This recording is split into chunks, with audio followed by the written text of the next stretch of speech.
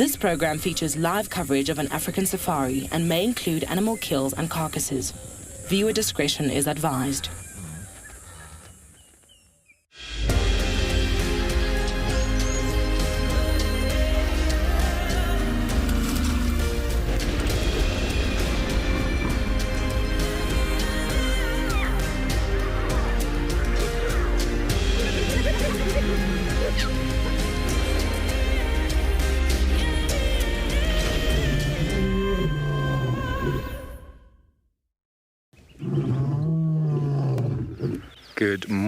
Good morning, and welcome to the dawn. As you arrive with us, we hear lions calling just from my northern side. So our objective this morning is to follow up on lions. Had telemarties last night. Good morning, everybody. My name is Steve, joined by Darren on camera, and as always, we're very excited to have you with us. As always, we'd like to hear your questions and comments, so please do send them through using the hashtag WildEarth on Twitter. Throw them in on the YouTube chat stream. Alternatively, you can send us an email if you're under the age of 18 to kidsquestions@wildearth.tv, or go to the website where you can register and submit your questions there. 17 degrees Celsius, 63 degrees Fahrenheit. Myself and Darren out here, Chris and BK on the other side, and then we got JP and Morgan will be joining us from Pridelands. I'm just going to quickly update. Yeah, station development cross straight into Loyalty to the east. The next area to check it on the Spaghetti Crossing, Vulture's Nest in that area. Next area for some way to check it, music fire. And then after... Mike likes to talk a lot on the radio when you want to give him an update. Yeah, copy, Mike. Just said lion audio from the north of probably Vulture's Nest area. I'm going to go around. Okay, so... No, I had audio, Mike. Talking? No, Mike, I had audio. I'm informing you that I heard the lions calling. I'm going to go follow up.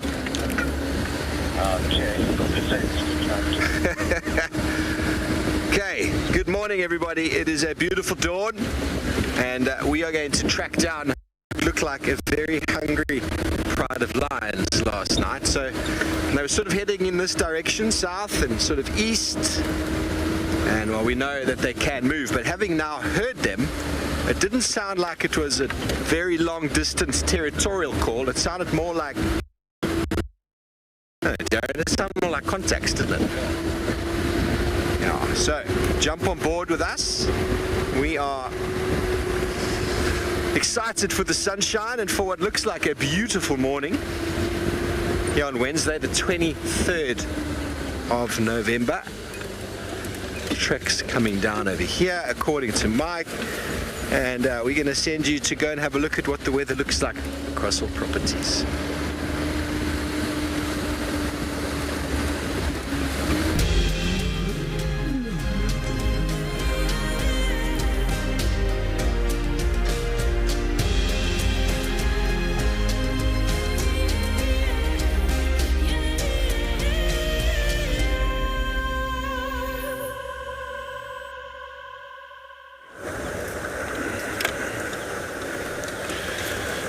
Morning, everybody, and welcome back on board trusty old Wendy. And we are looking to see if there's any tracks on Darkmane. We're just south of where he was yesterday, and while Steve is out looking for the telemarties, I've got a suspicion that Darkmane is trying to link up with them. And then at the same time, we'll just work the general area, hoping for some spots. I feel like it's time for a leopard again today. And as usual, technique I'm using, driving slowly, checking the roads. And yes, hopefully that will be a good one. My name is Chris, and with me today on camera ops is BK the Brave, always on his little post there.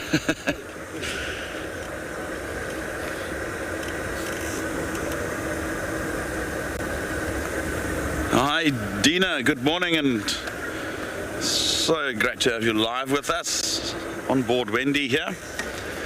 And he's Tina says hooray for a lovely sunrise safari.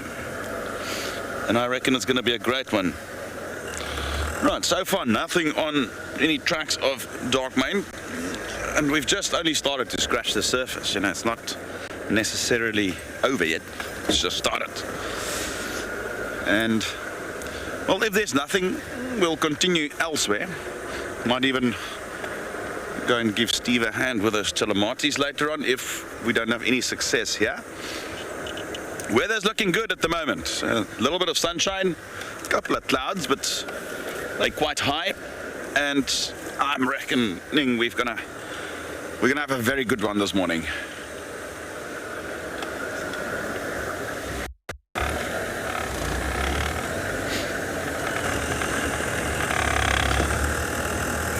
This is the block where he was yesterday, and there's nothing coming out here. But like I say, the swell is still very hard, so seeing tracks could be tricky. So we'll just double check. And if nothing, we'll work a bit more northwards to the boundary and then back towards Djuma Dam.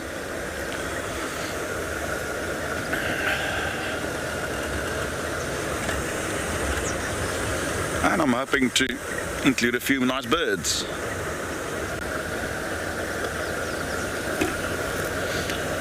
Hi, Liesel. Liesel wants to know if dark mane could be active this time of the morning. It could very well be. You know, lions are what we refer to as crepuscular.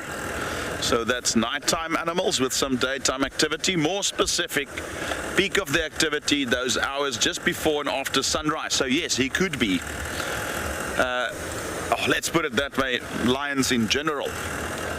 Although, what have we got there? Let's check out this little bird there. Oh, nice little birdie. You can start off with that. Oh, that's flown away. They always do that. No. Sorry about that.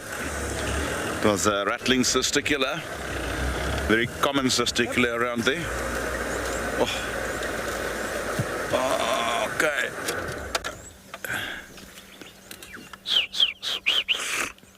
That's my best impersonation of that bird.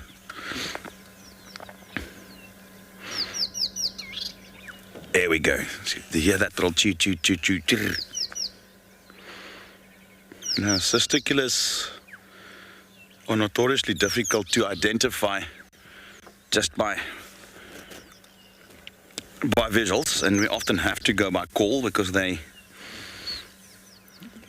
well, in a group of birds we sort of commonly refer to as little brown jobs, LBJs. They all look the same. But that call is very, very diagnostic. All right.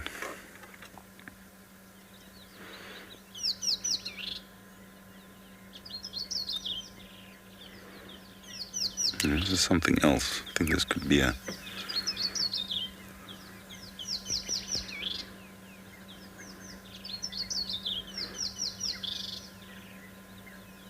It's not sitting still. No, it's gone.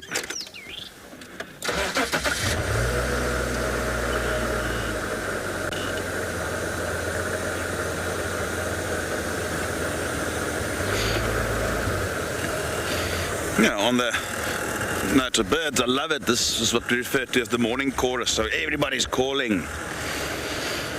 Right, I'm going to continue and try and find that lazy old man, dark mane, and let's head over to JP, who wants to say good morning.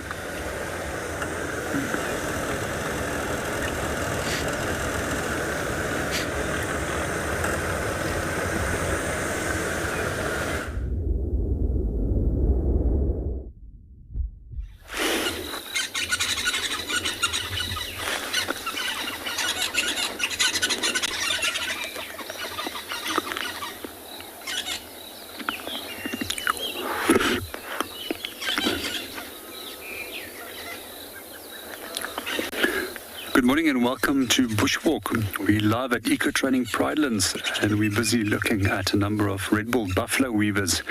They're flirting in between the nest and back onto this side. A moment ago, they were also joined by 2 woodland kingfishers, who I'm really hoping is going to return. It's so beautiful to see them actually displaying. So my name is JP LaRue, and behind the camera, we've got Morgan. So our plans for this morning is to start off with a little bit of birding, as you already have noticed, and then from there on we will continue. Just go and see if we can find some flowers. We've also got some Didrok's cuckoos hanging around, which is coming to annoy all the weaver species, as they love to parasitize weavers. A male and a female that's working together, and quite often the male will deliberately distract the attention of the bird while the female slips into the nest to go and lay an egg. It's quite a common behavior with quite a few of the cuckoos.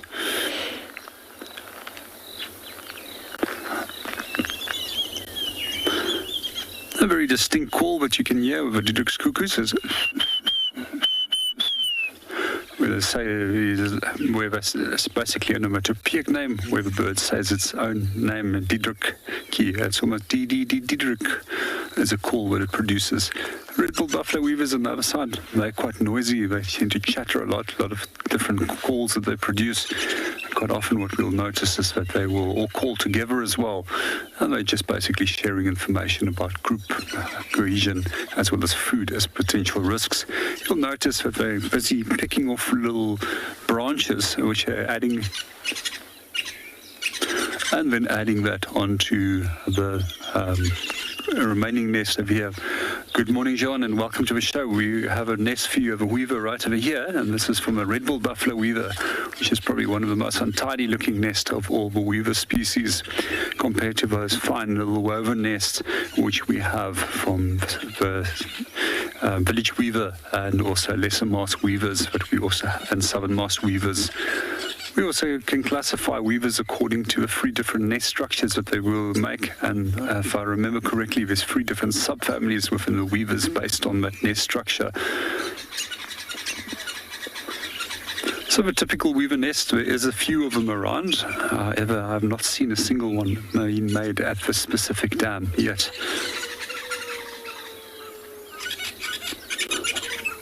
Red-billed buffalo weaver back with a little twig again, and what we'll often notice is when they do carry twigs back, that they do belong to fawn trees, and they'll add those fawn twigs in there to protect the chick or the female on the nest against mammal predators.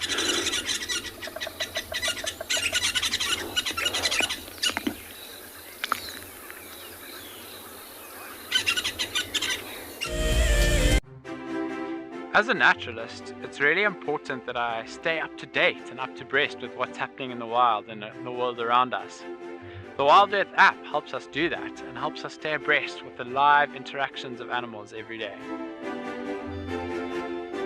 We're going to be here at Stony Point bringing you the African penguin story, and we'd love to see you on the app. See you on the beach.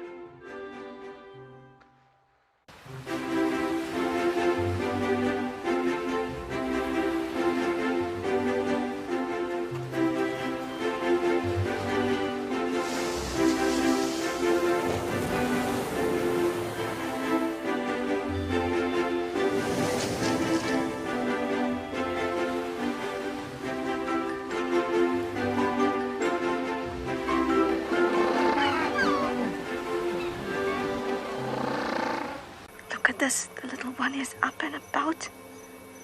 Certainly hasn't had enough milk at this age. No amount of milk is enough. Oh, Corky. Too sweet. Oh, look at this.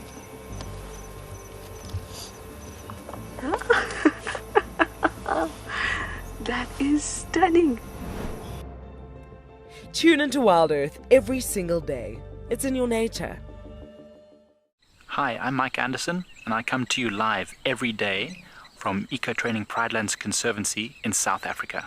The wild animal I think is most underrated. I think buffaloes are the most underrated. They're so tenacious and ferocious, and also very, very protective of each other, which I find incredible. You know, sometimes people think of the big 5, they just think of lions and leopards and other big animals, but I think buffaloes are pretty underrated. Catch up with the guides daily here on WildEarth. The bushwalk feed allows the camera person some creative license.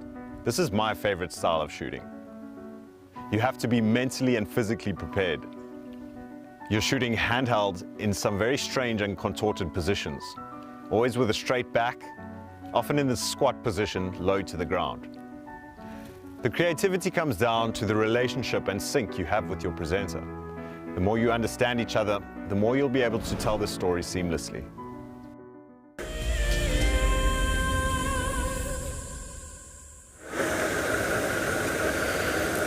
One thing I appreciate about this early morning drive, it's still relatively cool, and you just drive along with the sun on your skin. That sort of like contrast between the cool air and then the slight warming of the early morning sun on your face. It's such an incredible feeling, knowing that it's a new day with new things to happen and new adventures that lies ahead.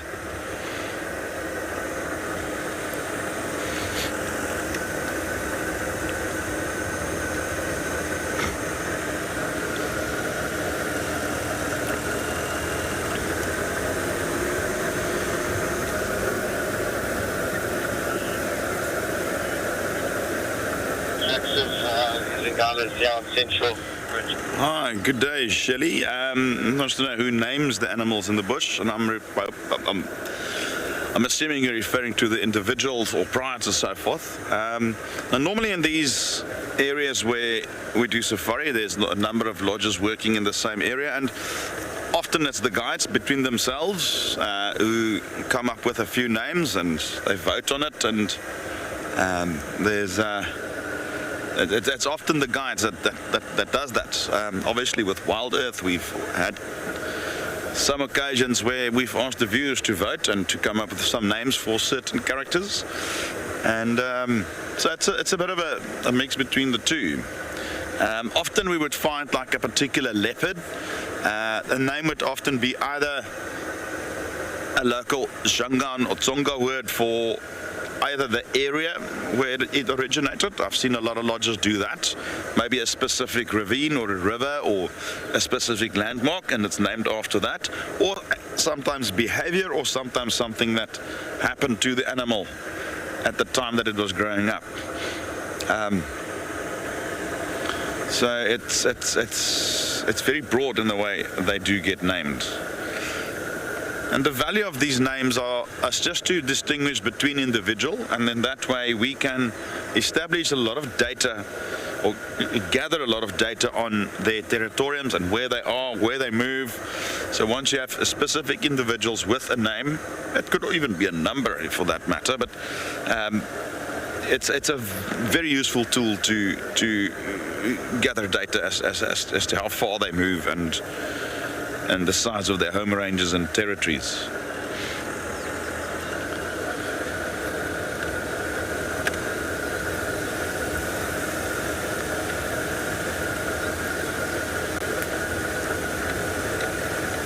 Oh, nice.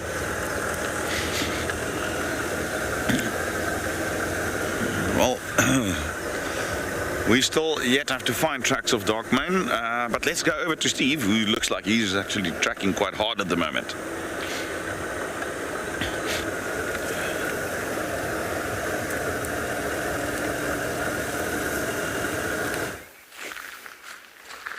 Thanks, Chris. So, lions are up and down over here on this junction, and here you can see track of one of the males. See how big that foot is there. Those toes moving quite quickly. There's his back foot. And Impala have moved over here. But a nice example of a male lion versus a female leopard. Look at the size difference there between him. There's really no comparison, is there? Now these lions are up and down hunting, so we're going to see. We heard something. We definitely heard something before, coming from this general direction. Let's carry on, see what happens. These tracks have gone in both directions. They've gone towards Cut Line, and then they've come back again down towards Drakensberg.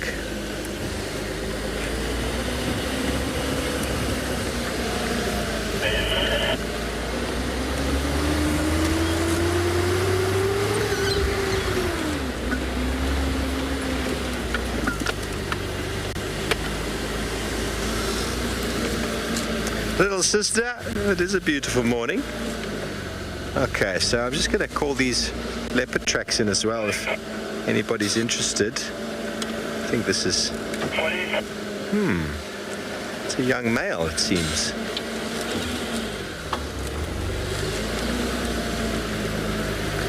Heading straight onto Djuma, that's from last night, and the lion tracks have evaporated here. They haven't gone, they turned around here.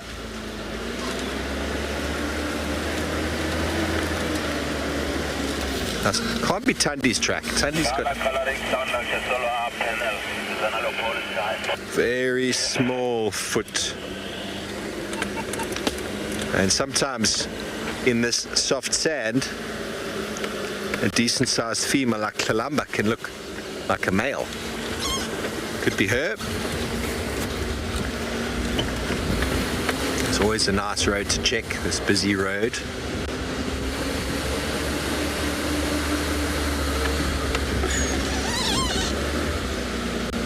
Get a general direction of the leopard track. The lions are all over and they went north. Yeah, 1, 2, 3 lions.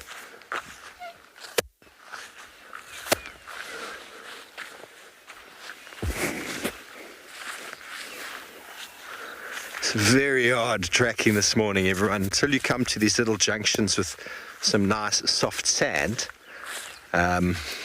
You're just looking at these little scratches on the floor, which are very, very hard to really wrap your head around.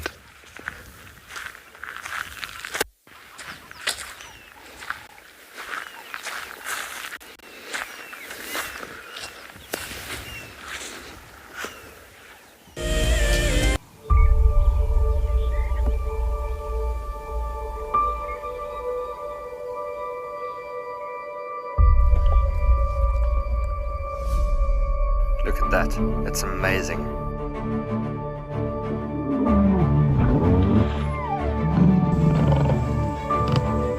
Wow. Hey. 5, 4, 3, 2, 1. Live. Oh, that's cool. Just in there. And the black mamba's going up the tree and the mongoose is attacking it. Gonna pounce again.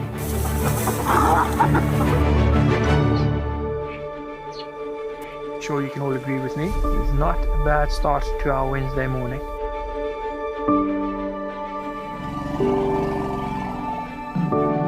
Something that I have never seen before in my entire life that you are now watching live. Look at that. It's just beautiful. Fantastic display by a little herd of Springbuck. How is this view? My heart is in my mouth, everybody. Amazing, they've locked their tusks together. You can hear the cracking branches.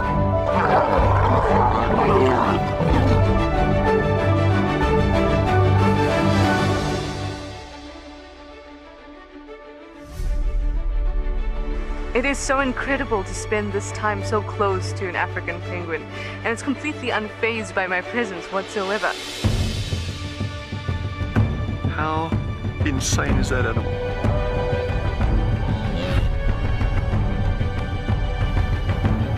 Amazing.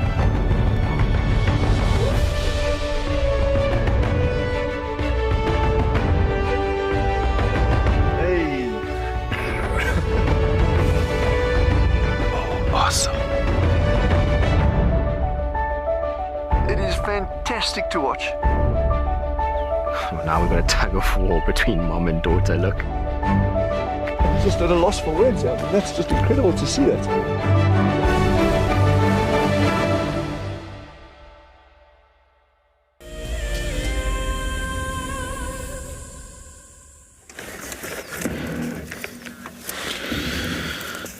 right, just to give you an idea what we've done and what the rest of our plan entails. All right, so Djuma.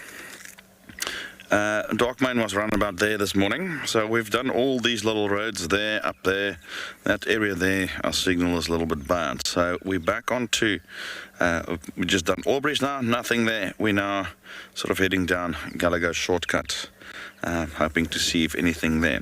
There's reports of some buffalo tracks heading somewhere around this way upwards, so we'll be checking these areas for that buffalo. Because remember that the lions might actually be trailing them, and we know that this area overall has been a very sort of hotspot, very good hotspot for leopard activity. So they will continue, and then if nothing comes from there, we'll probably try and head a little bit more south and see. But first we're going to just work this little area up here. Let's head over to Steve in the meantime. He's got a surprise for you.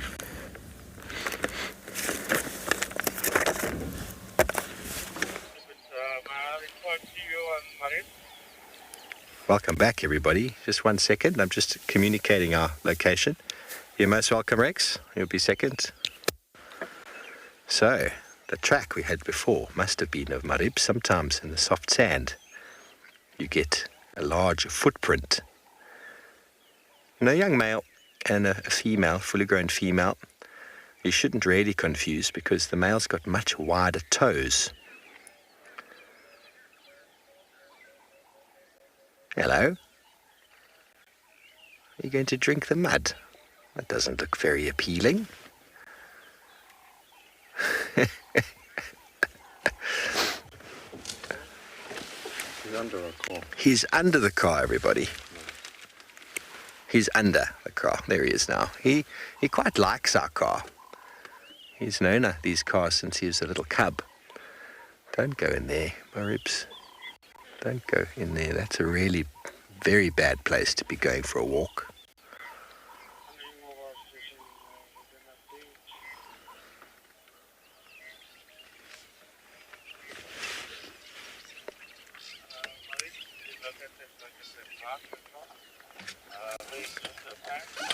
Okay, so it looks like he's going to go in there. Going to see if we can get a nice access.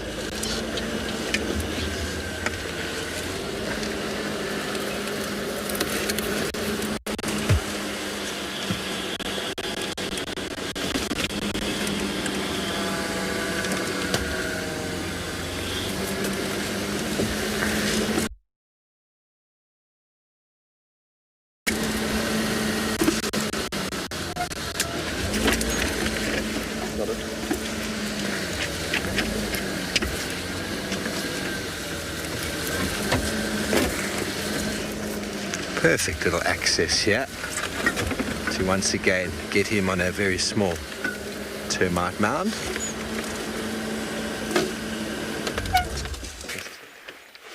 Such a little character.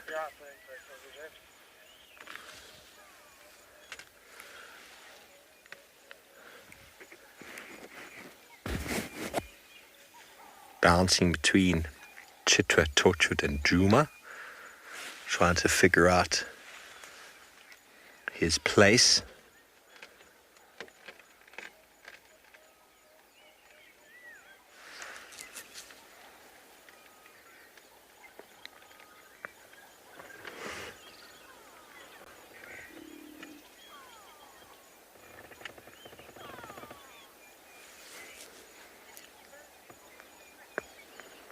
James, isn't it? So good to see him.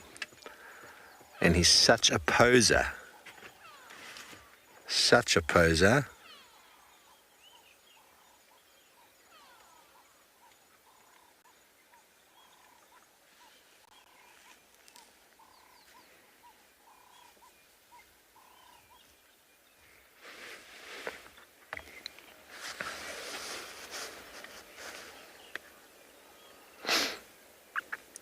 Bob, he's 19 months. So, you know, leopards can start from the age of 16 months.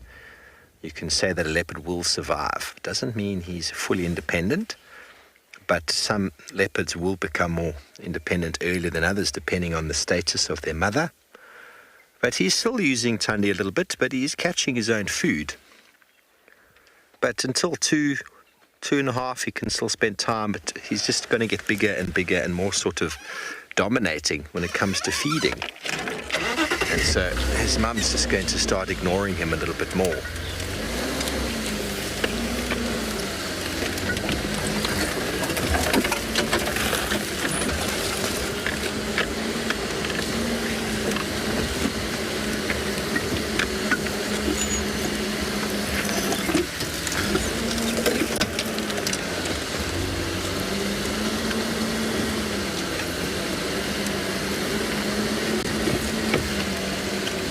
There's another termite mound. He's surely going to go straight up onto there.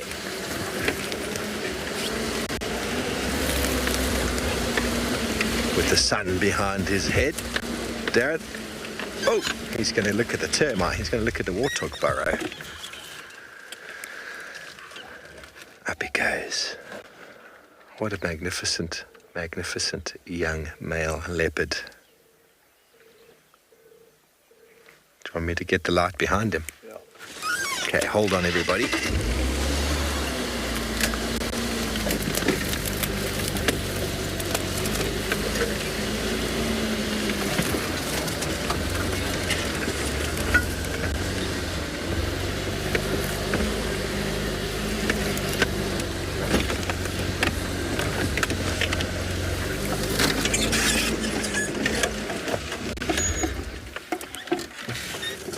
And there we have him.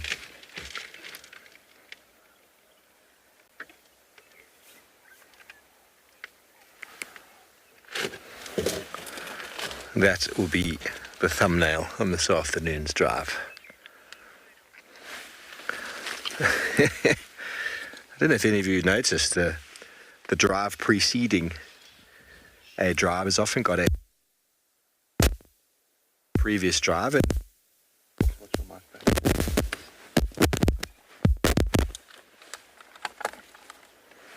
We used to have a little competition amongst the cam-ops about who could get that thumbnail. Called the thumbnail, that picture that advertises the next drive. It always used to be quite nice. We'd come back and see which cam-op got the shot. Was it a leopard? Was it that sunrise or that sunset? Mel is confirming that is indeed Darren's this morning. Well done, Darren. We've got to also give heads up to the fact that the sun is shining, that there's a termite mound here in a very convenient spot, and that this male leopard has been so accommodating as to go up onto it for us.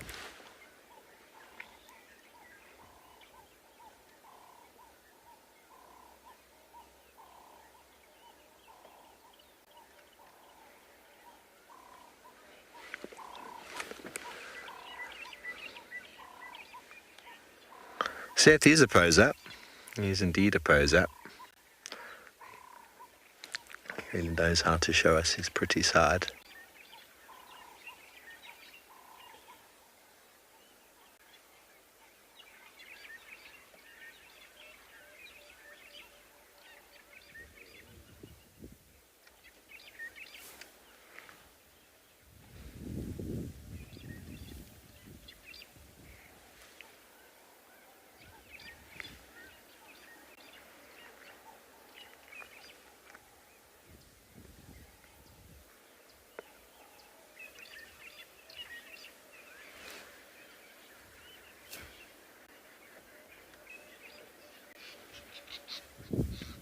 So he'll be able to catch most of his own food now, but he'll still feed off of Tundi's kills if he gets the opportunity. She might not necessarily go and find him and bring him to them, but she'll definitely try to find him. Oh, he'll definitely try to find her. Capitalize. He will still be tolerated to a degree. She won't be too upset with him until she possibly comes back into estrus. And we might see her aggression towards him step up a bit of a notch. And he won't understand what's going on. My dear mum, why are you suddenly so angry with me? You've fed me for 2 years and now I've got a problem.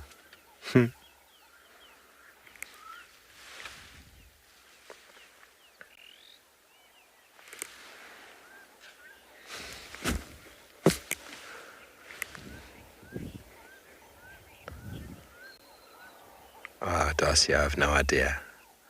I don't know about any big fish in the tree on Chitwa.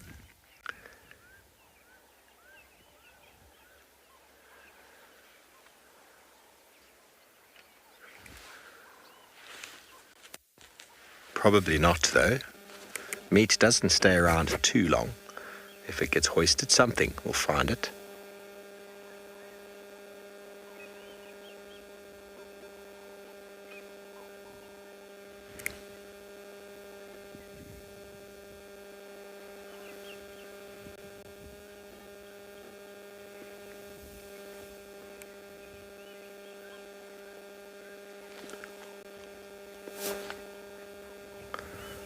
Okay, well, let's send you over to Chris and see what he's up to.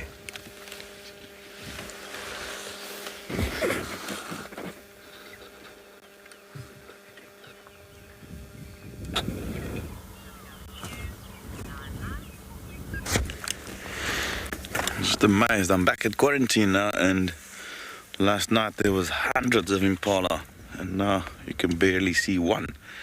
It's just this lone male that I can see at the moment. Doesn't seem to be any tracks on Darkman, so I'm gonna continue with that plan that I laid out earlier. So head towards Djuma Dam. See if there's not perhaps any tracks of buffalo there. And then continue to search for any other lions.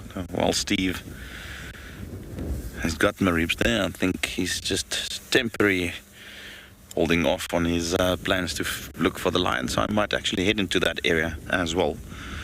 See if there's nothing on that of Talamati Pride.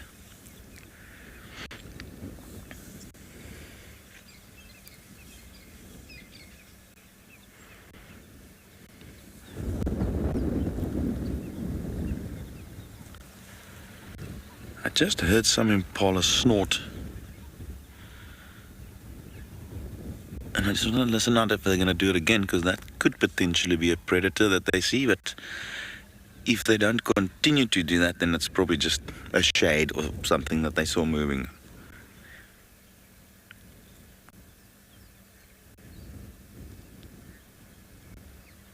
No, nothing.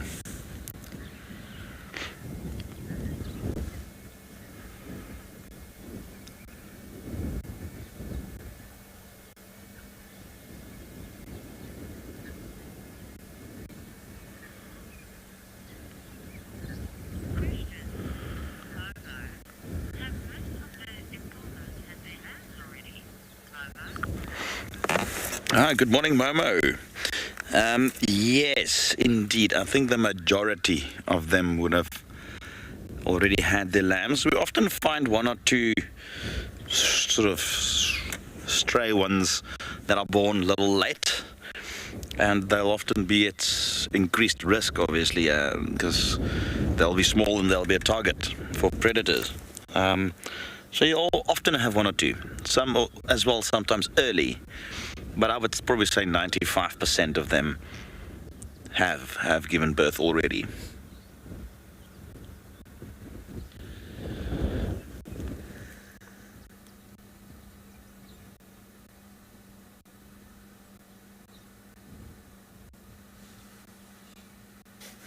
Talking about risk, now this solitary male impala will definitely be more at risk to predators as opposed to being in either a bachelor group, which is just all males, or within a breeding herd with females, where there's more eyes and ears to be on the lookout. Unfortunately, for him, he is in a relatively open area, so from a visual perspective, he'd be able to spot any leopard or other predators that might stalk him.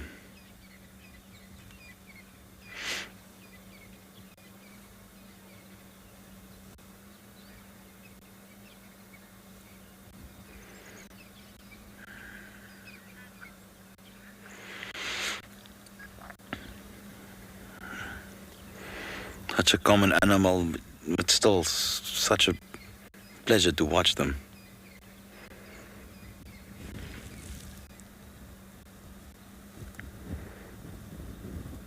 I always dreamed of Africa since I was a little girl. And then I just decided, you know what? It's time to come. It's time to just live the dream. If you want to go on safari with a WildEarth guide, whilst honing your bush knowledge and of course featuring in one of our shows, then head over to our website. It is so exciting. You're able to see the difference of what you see on TV to how much work it actually is creating what you see on TV. The leopards, mareeps. How could you not really fall in love with that cat? He's got such a personality, and you never know what he's going to do. Sign up to be a WildEarth explorer, and you could be making your first ever on-screen appearance. It's about just being together and seeing and enjoying the animals and the great outdoors. It's just been a great experience. Certainly, if anyone's able to, dare to dream and come. We all have a busy schedule and a lifestyle which is confined to stress and tensions. For so many of us, the hustle and bustle of a tedious life has meant we have lost our inner peace. Traveling is an ultimate remedy that lets us unwind and helps us experience peace in the lap of nature. WildEarth encourages the benefits of travel by giving away an amazing prize every month. I was totally overwhelmed to receive this fantastic prize of 3 nights at Chitwa Chitwa. WildEarth has been a lifesaver for us during the pandemic and has kept us sane. Thank you so very much, WildEarth. Sign up to be an explorer today, and it could be you jetting off on an all-expenses-paid-for safari experience.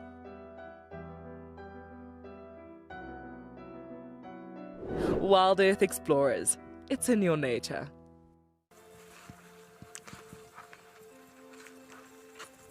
Hello, Mama. Just checking us out, everybody. There's no aggression here. Very relaxed. A herd of elephants moving around your car like that is truly, truly magical. Tune into WildEarth every single day. It's in your nature.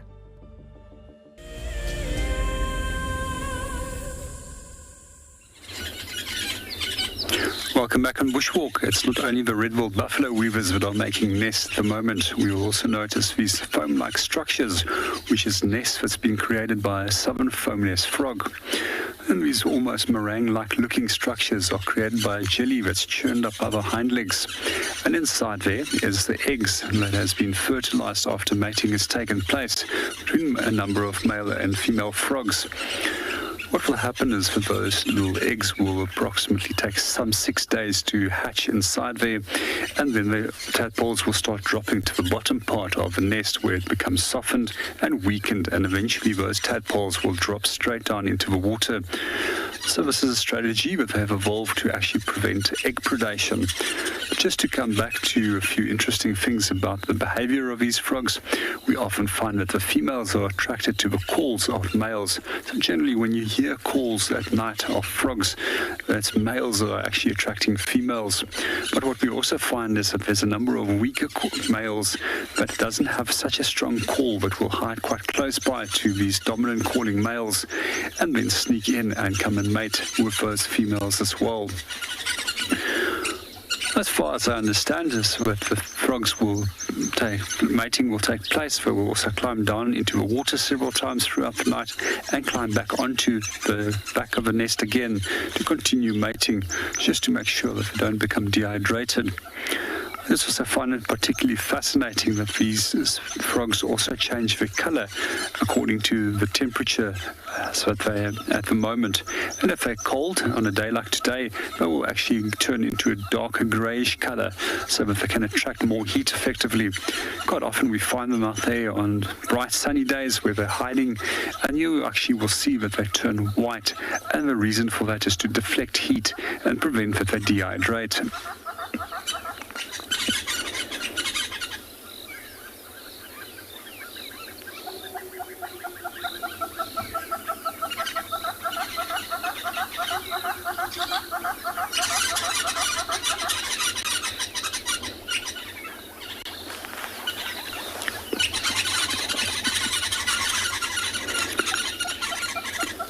Good morning, Anna, and welcome to the show. It does not seem either if the rain actually damages the nest at all, and it's most likely something in the inside of the nest which is maybe released, or the fluids that are released once they've hatched that maybe assist. That would be my suspicion, that weakens that structure. Because quite often we do find these nests up to 8-9 months later, and they still a foam structure that's hanging on the tree with very little damage that's been created to it.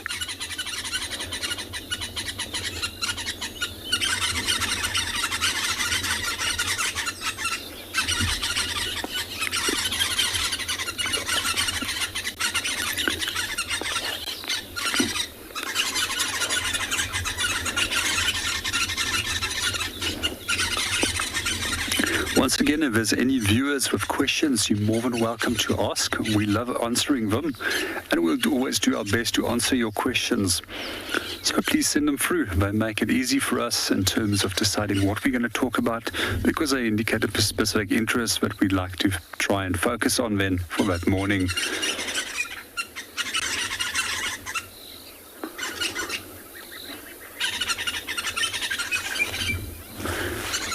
Good morning, Craig, and welcome to the show.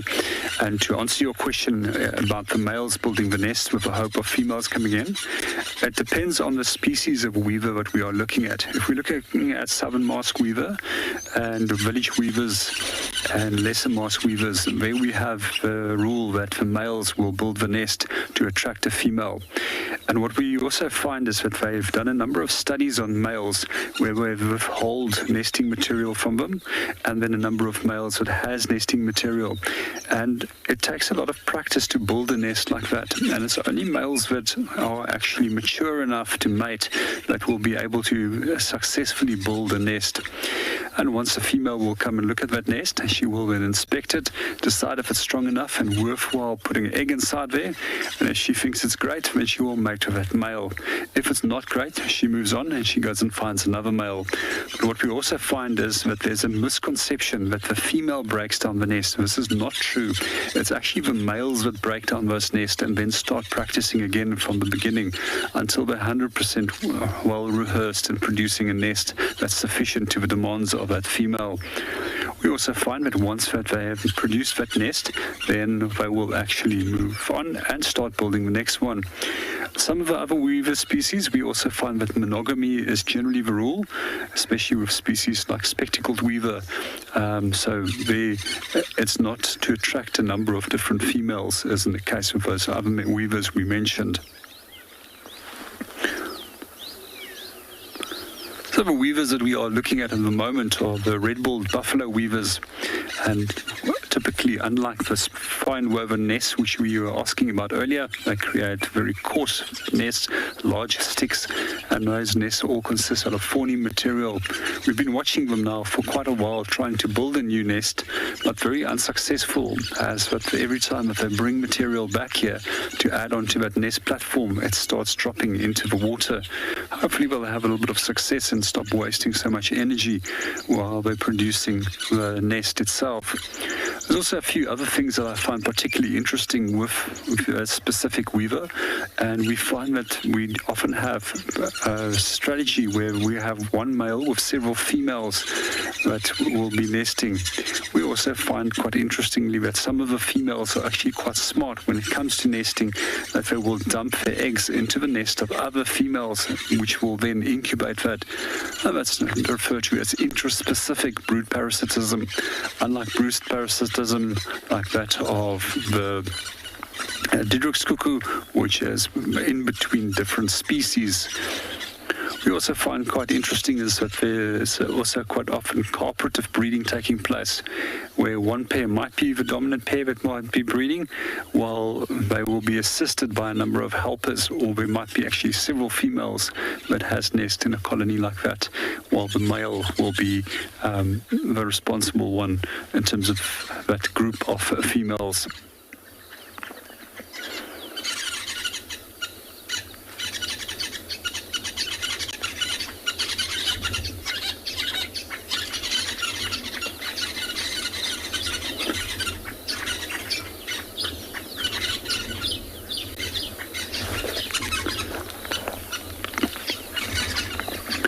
Well, one of the other specific interests that quite a few of the viewers had in the last few days is flowers. We just decided that we're going to start our walk and go and see if we can find you a few interesting flowers. But in the meanwhile, let's go and see what Steve is up to.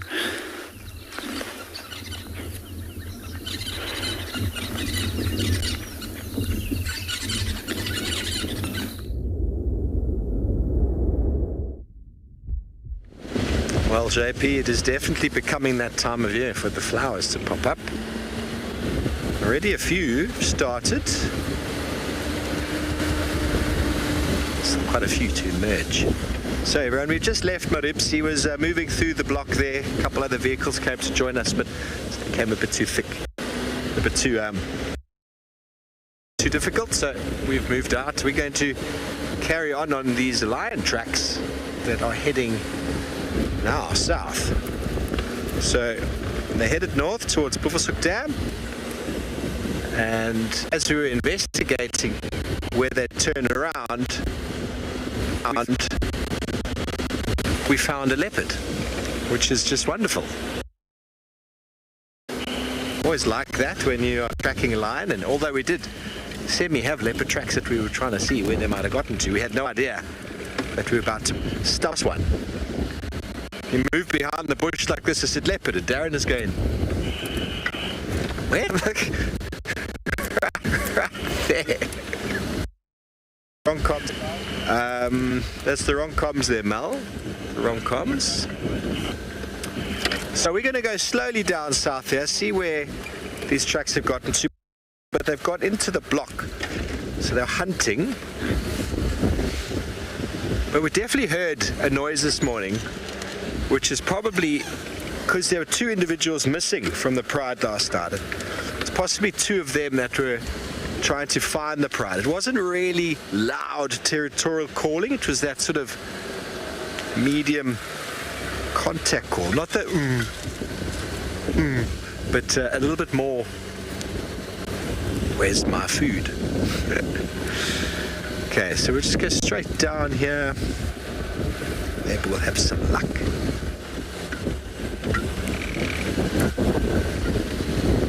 It is still quite nice and cool. So a beautiful time for these animals to still be moving, as Maribs was. We had him beautifully on that termite mound. Got the thumbnail, and now we're going to go find ourselves some lions.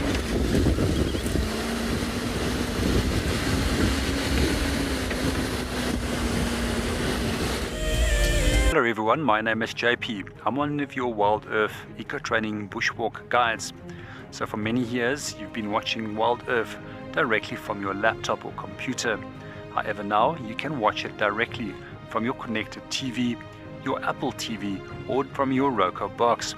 And if you are like me, always busy, you can now download the WildEarth app and view it directly from your mobile phone. If you love to watch WildEarth, then we are inviting you to join our Explorers program. For a monthly subscription, you will have the opportunity to win fantastic WildEarth expeditions. Join our guides for a chat around the fire, receive weekly highlights from our shows, and much more. All the money will go to keeping these live safaris on air, which in turn allows us to escape into nature every single day. Something very, very interesting. I didn't plan this, but this is a scene, rarely seen. This is what we call a journey of giraffe. So beautiful.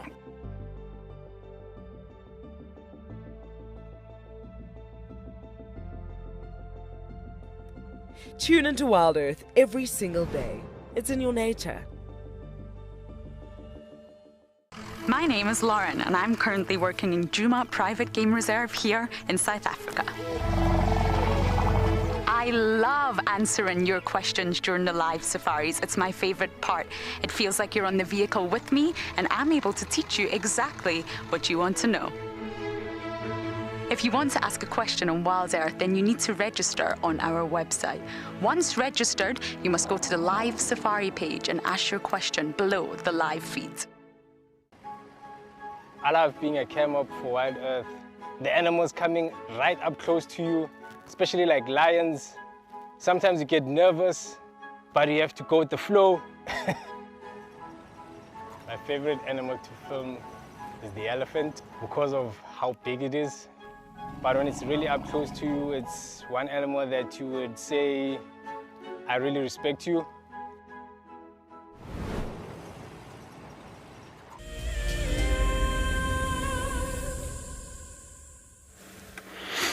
This one is for James Richards. I know he commented a couple of days ago when it was raining that he's looking forward to seeing the land snails. James, there we go.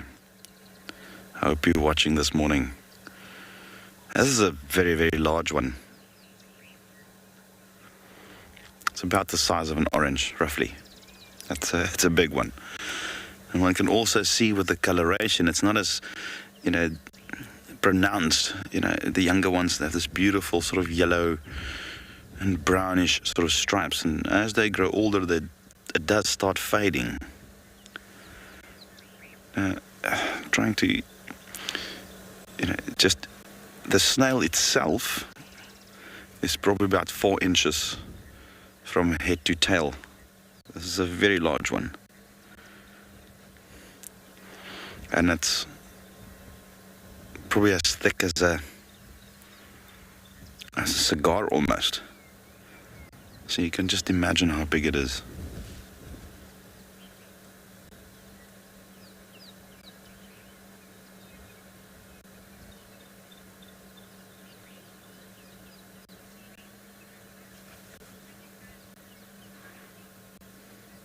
Well, it seems like James is watching. He did say thank you for the snail.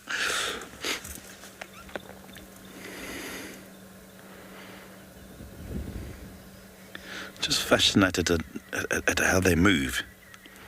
They do have this muscular foot in the back.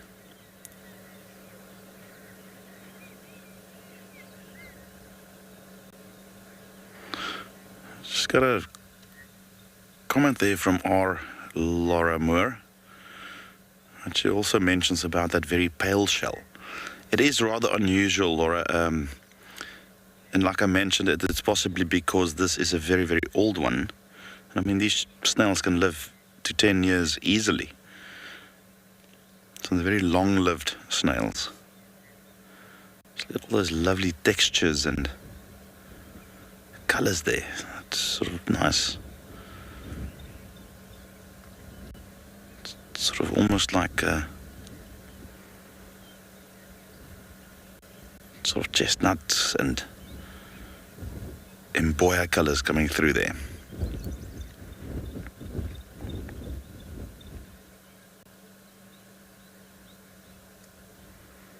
Anyway, they've got this muscular foot that they use to propel themselves, and then below the snail on its surface,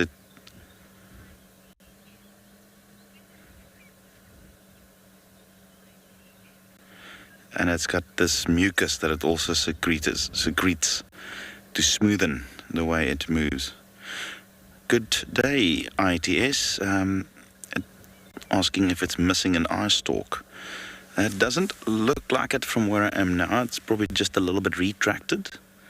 Just trying to think there should be 2 long ones and then 2 short ones. And it does look like that left-hand one, well, its right-hand one, is a little bit short. And I just want to get my binoculars and see. And it's probably going to be about the same as the camera zoom.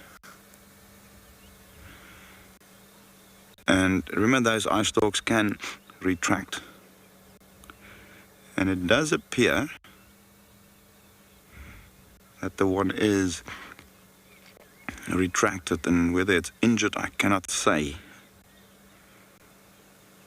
We'll have to observe it for a bit to see if it maybe just retracted it because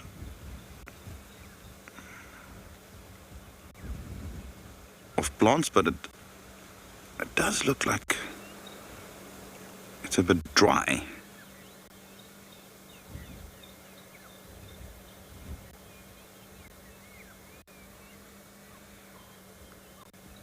It could very well be.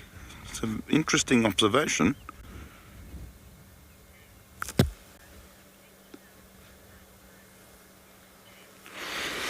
Alright, Jeff, I wants to know, why do they move so slowly? And that's just the way they are designed. I mean, they don't have legs, so the way they propel is just with that muscular foot. And it's a very slow sort of muscle. It's not capable of doing any fast movement. And therefore the shell becomes very important, that they can retreat into the shell for protection, or at least somewhat of a protection. Now they mainly come out at night, and that's another way to sort of limit the amount of predation on them.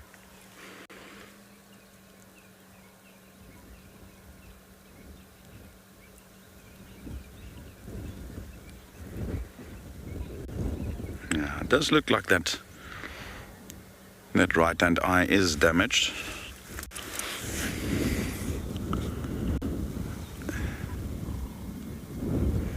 Unless it's just retracted, but like I said, we'll have to observe him more in order to make 100% sure.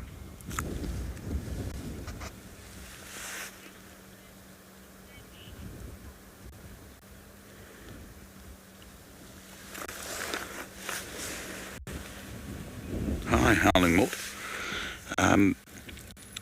Yes, this particular species will have the same shell throughout their lives. So they're born with the same shell, and it keeps on growing. And it just becomes bigger and bigger as it keeps on spiraling.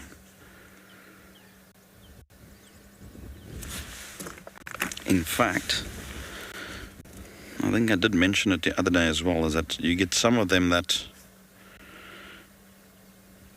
have left-hand spirals and some have right-hand spirals, like clockwise and anti-clockwise.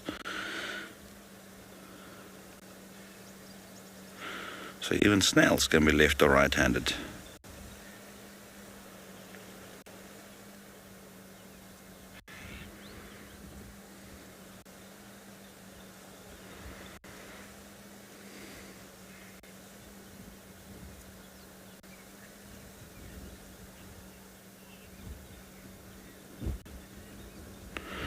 Alright, well, just before we move off, we're going to head off to Steve, who's found some more cats.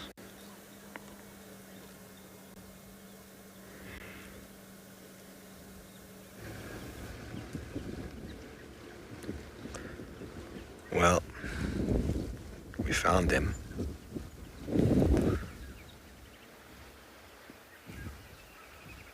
The tracks were heading south. We checked in on the radio, which is always very helpful, and 8 individuals were found here on Chitwa. So that saved us a bit of time. The tracks had gone north, took us to Maribs, then we got the tracks going south, checked on the radio, and here they are lying up. Now last night we only got 6 last night. There were 2 missing, and now 2 boys are together, which means this is 8. One of the lionesses who's been hanging out with them lately is not here, because last time we had them a few days ago there were 9.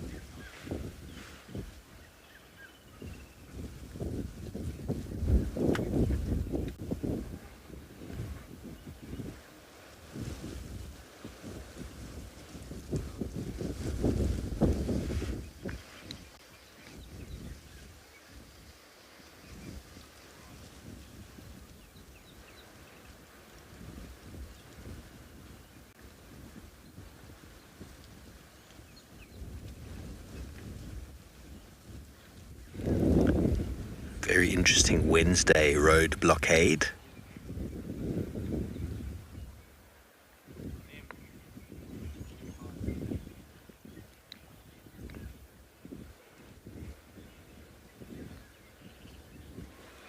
Can I reposition for you there, Darren? Joe, it is the perfect spot for a nap, the perfect spot for an ambush. They're not far from the water. Many animals could come through here.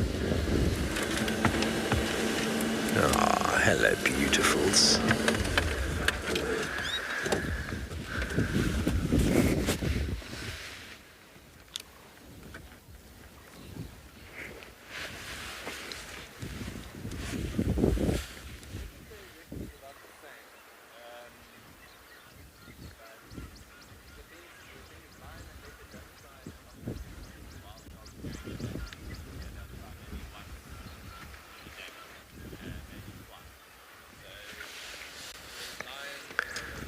So they walked quite far last night, and it doesn't look like they've managed to catch anything. There is a little bit of sort of meat in the belly, possibly something small, but having a look at their faces, are there any fresh cuts and scratches? Because when a pride like this kills something small, they beat each other up quite badly in trying to get as much of that meat into their belly. They're very selfish, and then they're very apologetic. Sorry, Mum, the blood was up, and I just got a bit excited with that Impala that you provided for us.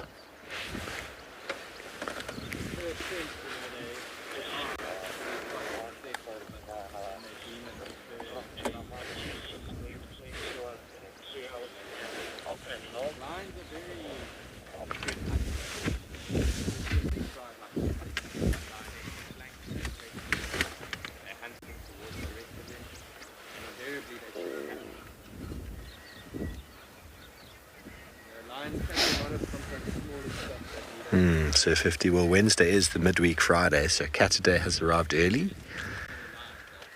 Oh, it's my last Wednesday here. What is today? Today's 24th. I apologize for saying 23rd earlier. I'll be leaving last day next week, Tuesday, which is a Tuesday, so last Wednesday for now. It's been wonderful being back. There's been amazing productivity. Seeing the Nkuhumas yesterday, 5 of them, was an absolute treat.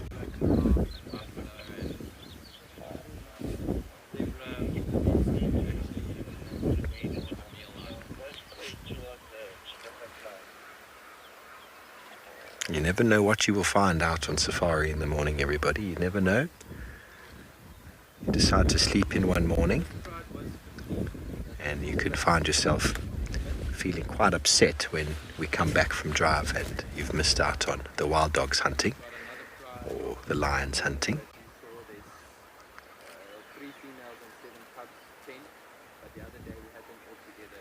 Or the leopards mating, or the smorgasbord of wildflowers that we get to eat. And then you also do find lions like this. You don't feel like you've missed much, but it's always nice to catch up with lions. And the lions, I suppose, if they're interested, they would stop and smell the roses, but I suppose that's what JP's here for this morning.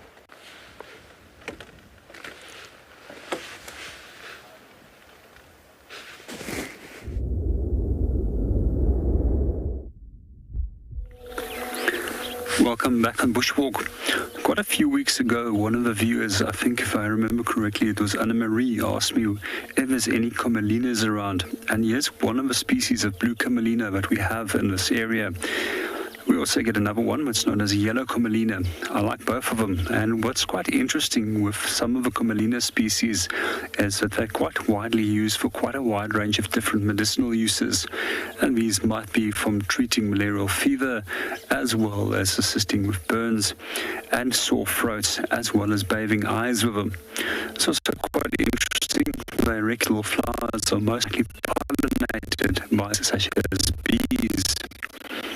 And another plant that we have over here, this is known as a bushman's grape. Although we don't often use the word bushman any longer, as it's been regarded as a derogatory term. But we find that they prefer to be referred to as san. And the san hunters or gatherers have been in southern Africa for almost between a few hundred to 40,000 years. And some of the art that they've left behind actually dates quite close by to 40,000 years. And interestingly enough, the tuber of a specific plant is one of the things that has been on some of the rock art sites. Just to come back to the rock art, it actually precedes European rock art almost by 10,000 years.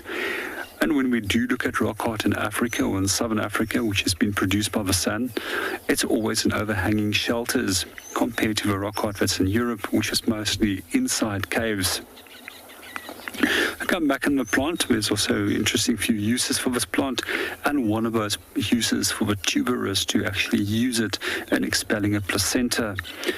We also find that there's a very interesting adaptation that they have, and there's these little tendrils which they use so that they can creep up to the sides of plants as they are creeper species, and then anchor themselves and support them, and then continue growing and use the next tendril to anchor them on that plant on which they are supporting them.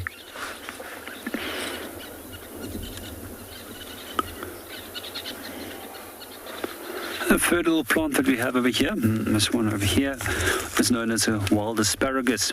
Quite often when you do look at them, they've got tiny little sharp thorns on them, hence the name that they're also often called cat nails, as cat's nails are also pretty sharp. It's also a plant that quite often gets used medicinally as well as practically, as you can eat the shoots of these just like that you would be able to eat domesticated asparagus.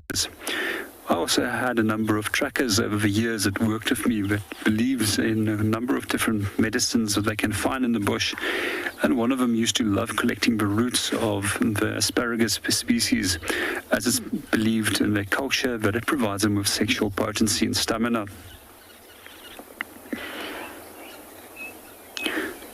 Well, let's go and move off and go and see what else we can go and find for the morning.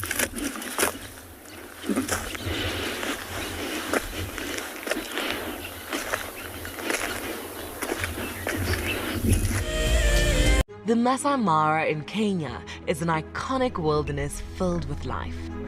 Its inspirational beauty has captivated our hearts on WildEarth for many years. While this season of the world's greatest migration has been missed, WildEarth is preparing a spectacular comeback in 2022. For the first time ever, WildEarth will be running expeditions to Kenya's Masai Mara throughout the 2022 migration season.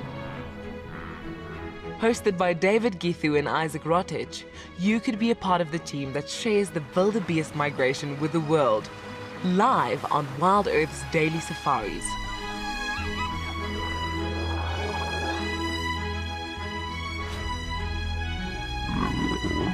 If you're interested, then head over to our website to find out more.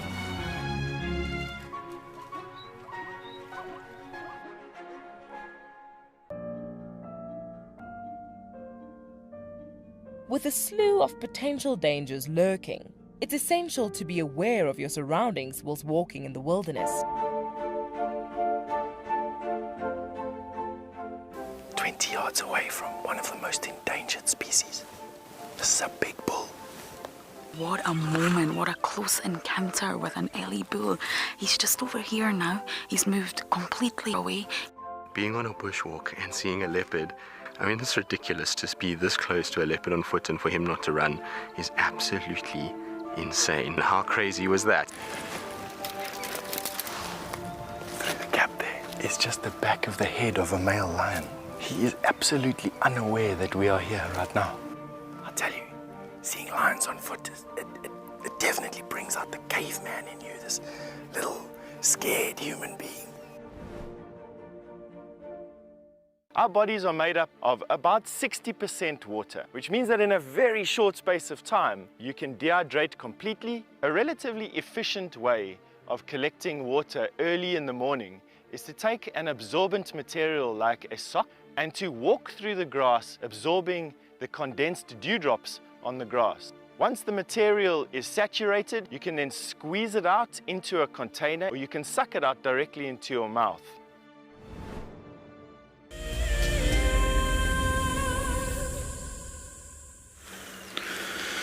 Well, do I have a surprise for you today? Thought I'll come and check on the den, and as you know, last couple of days there's been a lot of uncertainty as to the fate of both Ribbon and the cubs. And here we have conclusive proof that all three of them are fine.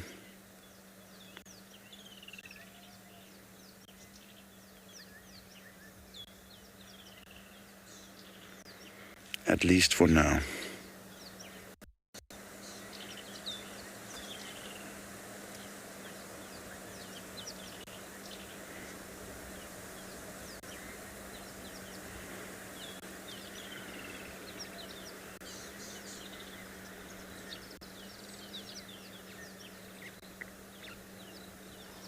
This is so heartwarming to see. After a lot of speculation and theories and so forth, you know, well, we're not yet certain as to not entirely certain as to what is still unfolding with regards to the Matriarch position. Hi, Jenna. And like I mentioned, it's very heartwarming. I'm so glad. At least we know that in spite of the change in dynamics and the fights that's been happening, that she is still fine enough to come and feed these little ones, and they're looking good. I mean, this probably have happened during the last couple of days, and we probably just missed it every time we were here.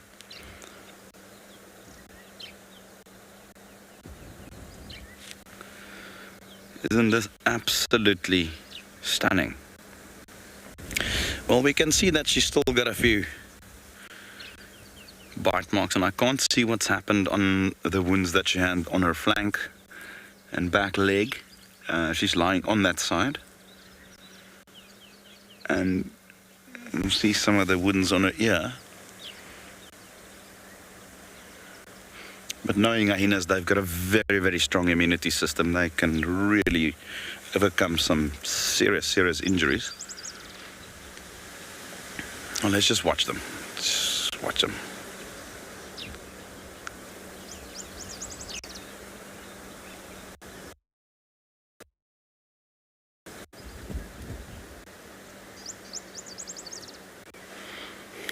Good morning, Jonah. Yes, no, it does look a lot better. It's less swollen, and the wounds from where I am doesn't look to be infected much. And the general appearance looks fine from what I can see here. I mean, obviously we can't see the other wounds, but they're tough. They are very, very tough creatures, and I've seen them recover from horrific injuries.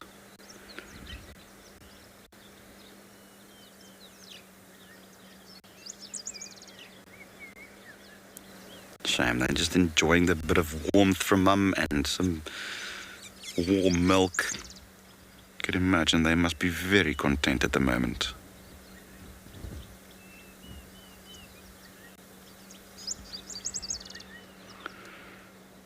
Now, interesting, there's two cubs. Now, if there were more being born in a litter, or sometimes if it's only two, we can safely assume that those two will not be two females. It will either be two males or a male and a female. Because in a litter like that, siblicide happens a lot between females, where the one will kill the other very often, even at this young age. This whole sort of female dominant society already starts showing its face. So it's very likely to be a male and a female cub. And often, if there was two and suddenly there's one left, we can assume that it was very likely then two females, and the one then managed to overpower and kill the other one. Sounds very harsh, but that's already setting the tone for them growing up within this sort of female-led social structure. That competition starts at birth.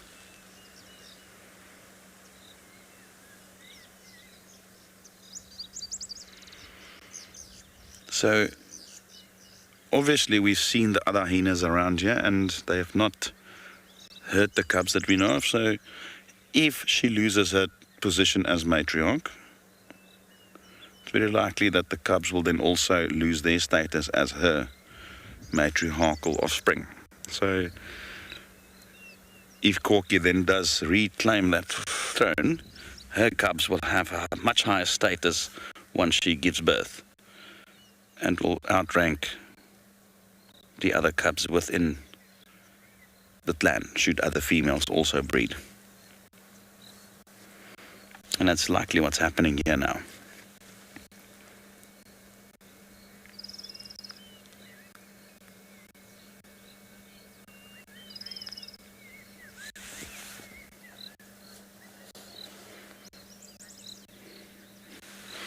Hi, Andreas. Yes, this is a perfect showcase of the true sort of, almost I can put it, resilience of hyenas. And that's why they're so successful out in these areas where they are protected and, you know, they can thrive. I mean, we've got a very high density of hyena in this area.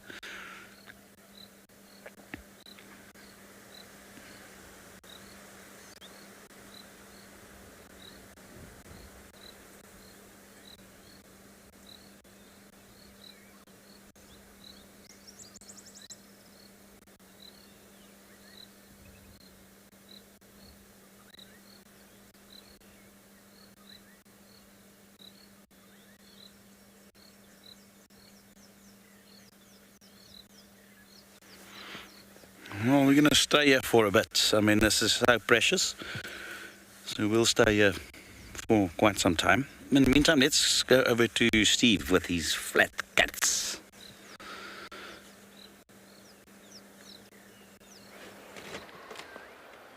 Well, thanks, Chris. Thanks for checking the den. Our lions have been watching vultures landing close to Chitwa. Now, I have to disagree with Chris. I think Ribbon is alive because she's been let to be alive, allowed to be alive. And I think she's been demoted quite strongly. The behavior we've been seeing amongst the other members of the clan, there's no other way. Hyenas don't treat matriarchs like that. There's no way. There's no way, unless she suddenly did something in the night with a gang of her own friends and sorted Corky out. I don't think Ribbon has maintained the top spot.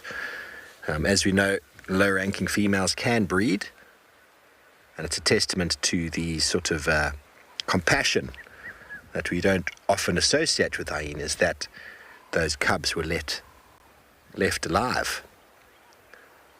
Because essentially, Corky, who we all believe is taken over again, knows that by allowing those two to survive, essentially they're not really competing with her, because they're going to inherit her mum's rank, and from day one they're going to have to behave in a certain way, otherwise they will get sorted out.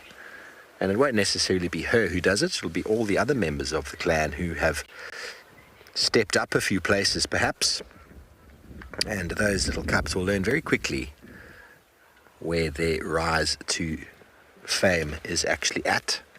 Okay, so these lionesses with the old girl in the front have decided to go and check out the vultures. So we're going to follow them, because there's nothing quite like lions on the move.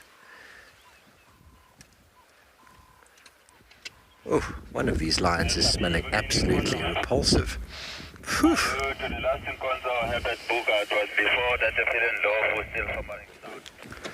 Okay, so, oh no, I don't want to drive in any lion scats. I'm going to go back the way that we came. Oh, sorry, big boy. Do you want to say hello to us? Yes, you do. Oi, watch yourself.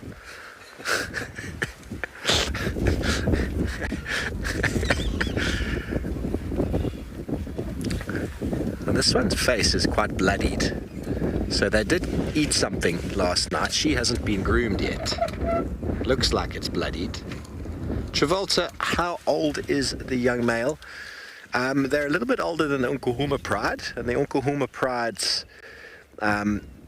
Oldest youngsters were 2 in July, so 2.5. I'd say they're approaching 3.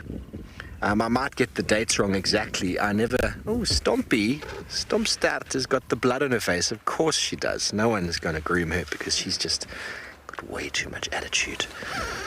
Okay, so lions on the move. Let's try not to drive in any poo. So yeah, the Djuma Pride cubs were all born. It was June. Sorry? They're running. June, July, August, September. That was the majority of the cubs, and then Chella had her litter in December, January.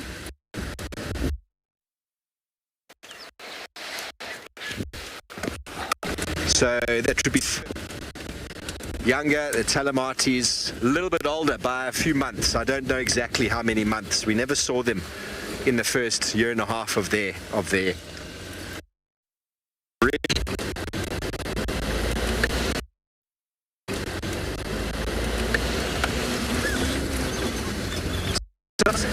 a really nice amount of development. These lions are going to be disappointed when they find vultures that have just come to have a drink, but they are moving. They know when there's vultures, they can often be quite successful in chasing somebody off of a kill.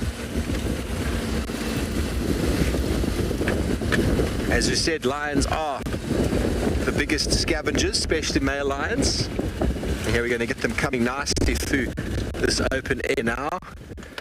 Beautiful.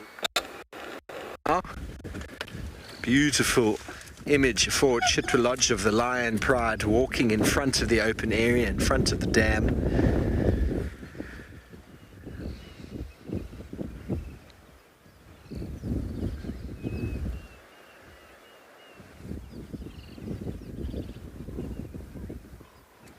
The Avoca males arrived in the area in March, April 2018, and shortly after, Telematis had their cubs, probably within that year or towards the beginning of the following year.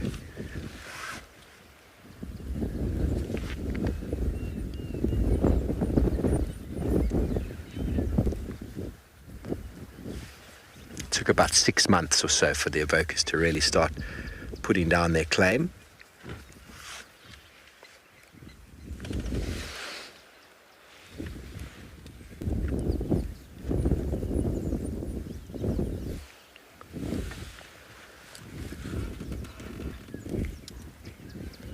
Okay, let me move.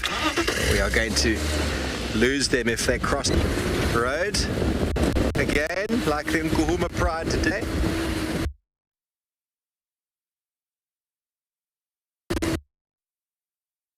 Okay, well, let's see. Oh, what castle?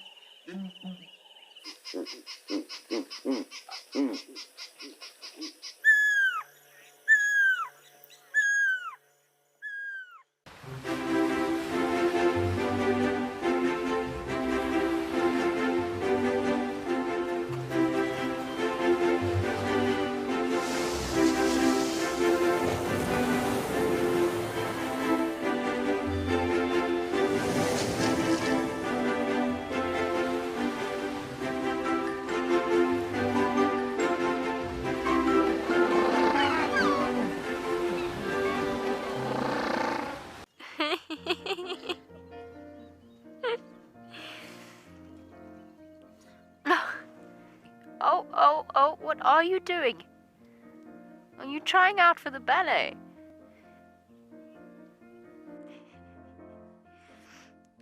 Now it's an itchy bottom. Up we get. Mom's coming. Everybody's moving off. What fascinates me most about the animal circle of life is the intricacies between the large and the very, very small. I mean, it's very easy to go out there and find the large. Once you found the large, the cascading effect down to the small absolutely fascinates me. Alertness and situation awareness is by far the #1 aspect for protecting ourselves out on safari. Catch up with the guides daily here on Wild Earth. It's a huge privilege to be in these incredible places with these amazing animals. I love filming lions. When they do get up and do something, it's always spectacular. When they are playing, are incredibly fun to watch, especially subalterns and cubs. I love being in the bush and working in these incredible places with these amazing animals. We want to bring it to you so that you can almost feel like you're right there and be able to experience it and enjoy it the way we are. Compassion that we don't often associate with hyenas, that those cubs were left alive. Because essentially, Corky, who we all believe is taken over again, knows that by allowing those two to survive, essentially they're not really competing with her because they're going to inherit her mum's rank, and from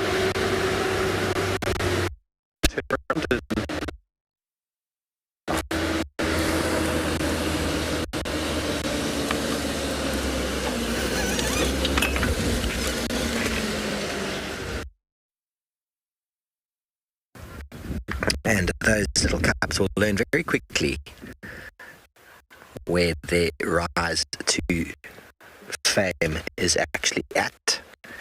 Okay, so these lionesses with the old girl in the front have decided to go and check out the vultures. So we're going to follow them because there's nothing quite like lions on the move.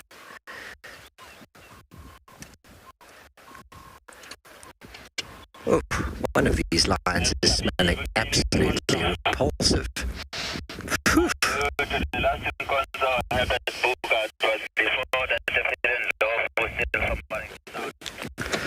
Okay, so, oh no, I don't want to drive in any lines to get, so I'm going to go back the way that...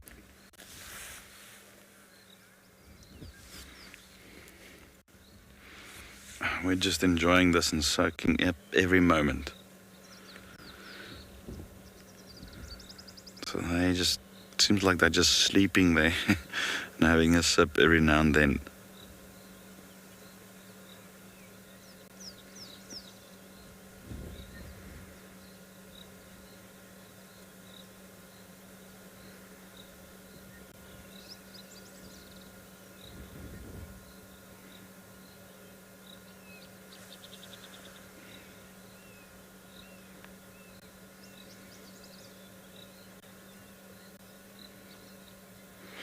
Wow, what a morning so far, Abigail.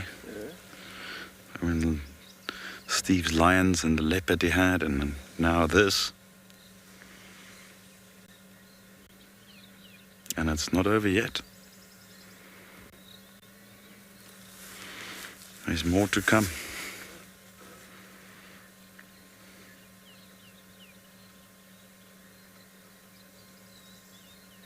Yeah, in fact, I agree with Steve that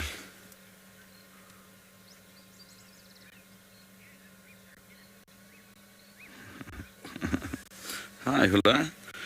No, I didn't bring my flask of coffee. I think Baron BK might have it. I might sneak a cup from his. And we're in for the long haul. Yeah, no, we're going to pretty much spend the remainder of the morning here. This is too precious to leave. And going back, I do agree with Steve's theory that she's already been dethroned, and the clan once that is established, that they've accepted her now back, but obviously with a much lower status.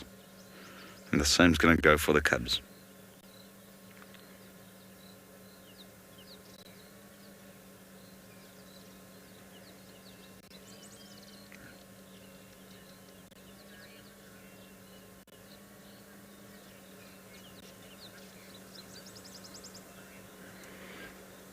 Hi, Mariana. Very likely that would happen. So the matriarch's offspring will immediately take preference in status. So if she's demoted, the same will then goes for her offspring. Unless that particular offspring becomes matriarch. That can also happen. But yeah, so the status will definitely be lower for both of them.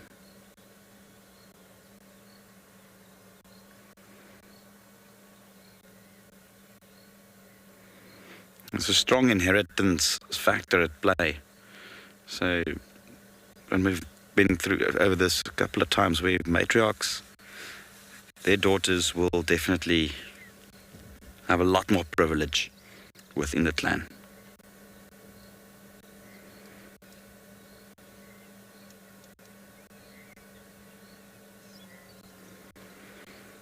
But you know, we see so many funny things happening all over.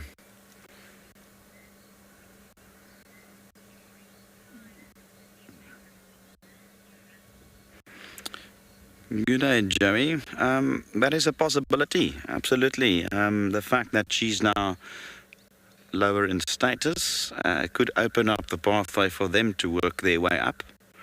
And the best tactic there for them would be to join forces with the others in the clan. Sidekick with Corky. Or they might remain just low in status. You know, it is one of these things that are so difficult to preempt and predict, because there's so much variance with this particular clan. We see things happening with them that's not necessarily the norm. And the fact that it happens now makes it the norm for this clan. We've seen so many funny things happening in dynamics when it comes to group members. And not only hyenas, I've seen some funny things happening with lion pride as well.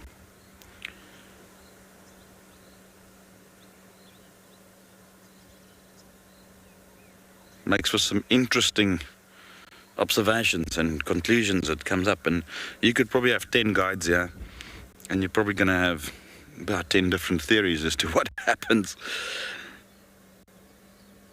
And none of them are wrong, you know, so it's all a case of some guides experience hyena behavior in different areas, and you might find that it is slightly different in that particular region to where they then currently work. So it's dynamic. Nature is dynamic, so things do change. Not everything, the fundamentals basically stay the same.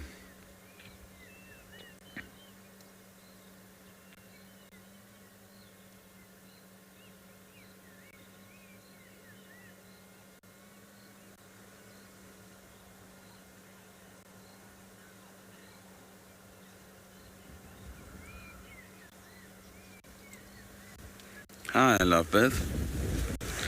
Benefits of being matriarch is that, firstly, control, it's all there. So when it comes to food availability, you'll get the best picks. And then also the resources, everybody will focus more on your cubs because they will have privilege. So when there is food, especially when the cubs are starting to now consume solids, when they start weaning, and the other clan members will focus a lot more on helping the matriarch raising her cubs than the lower ranking females, if there are then any lower ranking females who do have cubs. So it's all about resources and food and privilege when it comes to food resources, and protection as well. So therefore you often see matriarchs cubs have a better chance of survival than lower ranking females. And that is again coming back to that same principle of the strongest survive. The strongest gets to breed.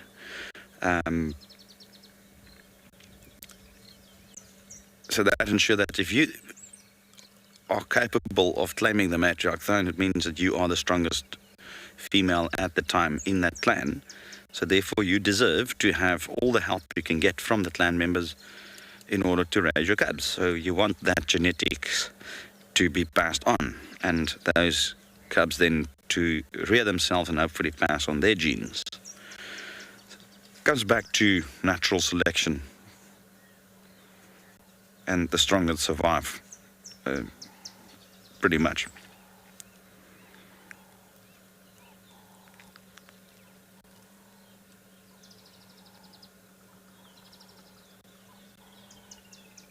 Like wild dogs, where only the alpha female breeds, or mostly.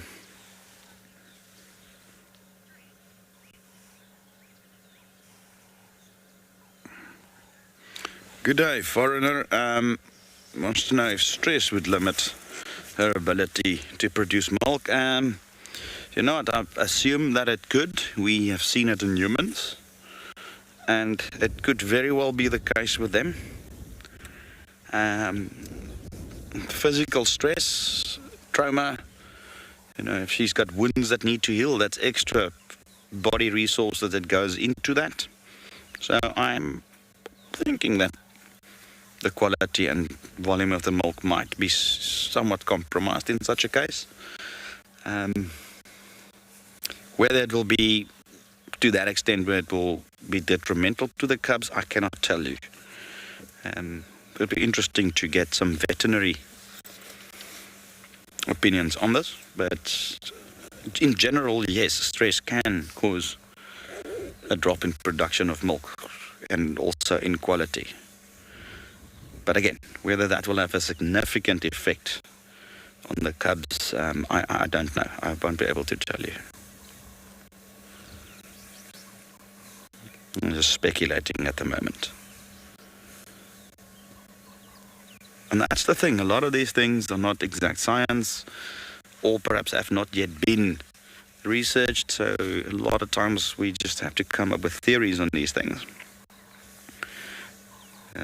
We can't always present 100% secure facts, because there's so much that we still need to learn about nature, even out here. I mean, there's research being done every year by hundreds of people all over the place, and they still come up with new findings, you know, so it just shows you. We think we know what's happening, but we've only started to scratch the surface.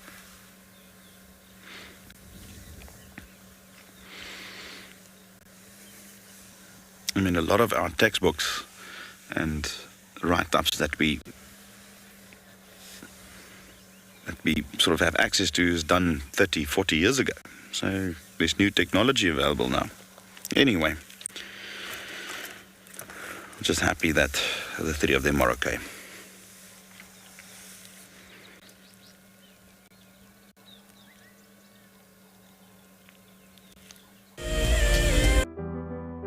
Recently, WildEarth viewers around the world experienced the birth of a brand new hippo. Oh, look at the way it's walking. Oh, the guys are so precious. This tiny calf has started its life in a large lake next to an award-winning game lodge called Djuma. If you sign up to be a WildEarth Explorer before the 1st of December 2021, you and a friend stand a chance to win a 3-night stay at this award-winning luxury lodge. Along with unwinding on the deck and relaxing in the pool, you may even catch a glimpse of this brand new hippo whilst on one of their unforgettable safaris. WildEarth Explorers, it's in your nature. When on safari, there's nothing better than an evening spent under the stars chatting around a fire, with the sounds of the wild all around you. If you sign up to be a WildEarth Explorer, you can build your own memories by joining our guides for regular fireside chats. Subscription payments can be made by PayPal, credit card, and now bank transfer. WildEarth Explorers, it's in your nature. Okay, this is like a proper wrestling match. Oh, I threw him backwards. Big bite. Look at that. He's actually bit him right in the face. Oh my goodness. Dwayne the Frog Johnson versus Stone Cold Steve Frogston. Oh, look how they puff their body up to make themselves look larger. Oh, look at that suplex knockout. This is one of the most exciting sightings I've had in a long time.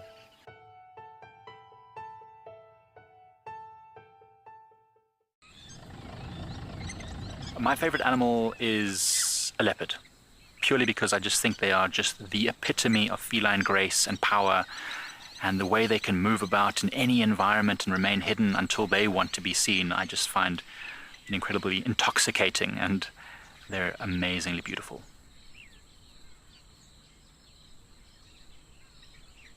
Catch up with the guides daily here on WildEarth.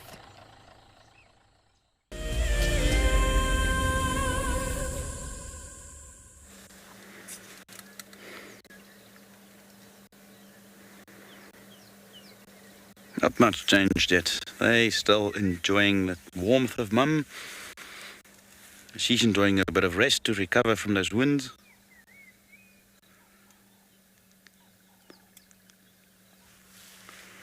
You can see her ear.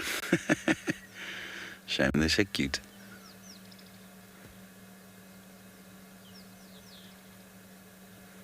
I don't know why people say they're ugly. I just don't get it.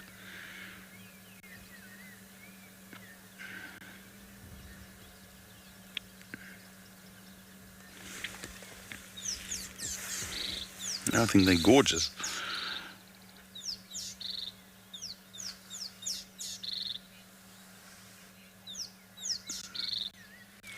Hi, Flask. Yes, yeah, this is the one, at least the last 2 weeks that I've been here, that's been used where the cubs were seen. I know some guys speculated that she moved them, but if it did, she is still back at the same one. This is where I've seen them the entire time. It's that very, very large termite mound with that hole in it.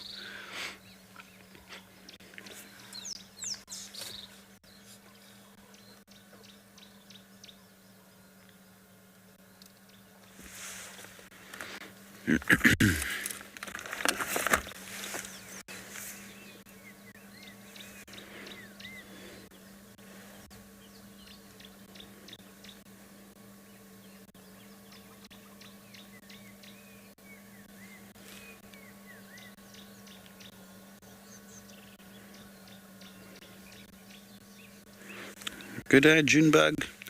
I'm not sure, other than maybe Ribbit not being here for a few days, although we don't know. I mean, we could only go by what we've seen, and there's a lot of times when we're not here. We don't know what type of fighting would have happened around the den if they witnessed anything like that, and whether that would have... you know, they're tiny, so at this moment there's only one person in their life, and that's their mum. You know, because that's where their food comes from. So they're just happy at the moment. But I'm sure if they've witnessed some of it happening, it probably could have traumatized them a bit. And as soon as mum's back, all's forgotten, I'm sure. This is their little happy place now.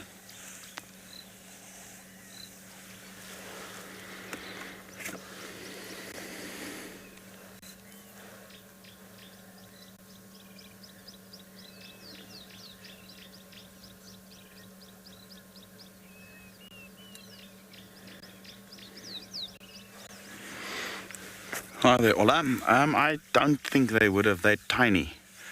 You know, they are so dependent on a mother at the moment, and they're not very mobile yet. So I doubt whether they would have done that. I don't think they would have.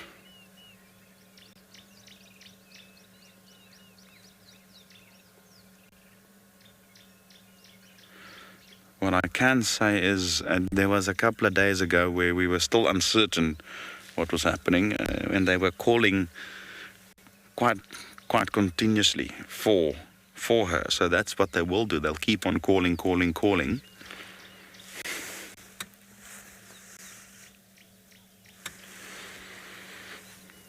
And I'm not sure what will happen if she doesn't return. I think I'll probably just slowly expire, which is rather sad. And nature is a very harsh place when it comes to dealing with cases like this. It's cruel, to say the least. I've seen some very, very cruel things that we as humans don't always understand, but there is always some purpose and reason behind these things when they do happen.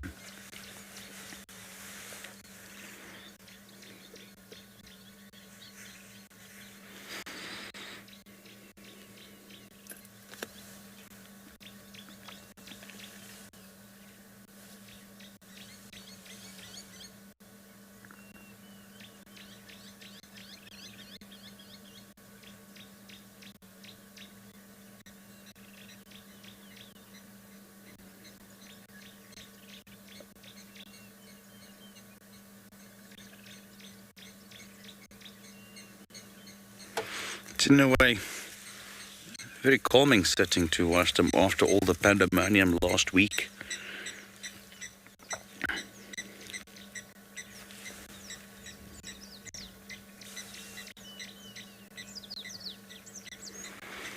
Good morning, little sister. Yes, that can happen.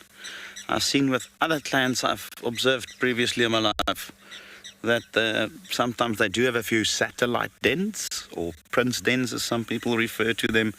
So they'll have a queen den and prince dens. I prefer to as the primary den and secondary or satellite dens. Especially if something bothers them, maybe lions come past here and try and harass them or something, they will occasionally have some satellite dens. Not necessarily all clans do that, but it is possible and she can move them. And I have found that as they start to get a bit more mobile, that happens more often. I recall in eastern Kruger there was a clan that did it quite often, and they actually in the Lebombo Mountains there, they had this sort of cavelet into the cliff face of one of those ridges, and it's like a little cavelet, and they were there, and there were 2 or 3 of them, and we always had to try and figure out, okay, are they now at which one of the 2 or 3? And they moved around quite a bit, and that was because very likely of the very high lion density in that area, one of the highest densities in the park found in that region, with some massive prides. So it's probably the reason why they moved a lot more there. And you also tend to find smaller clans of hyenas in those areas.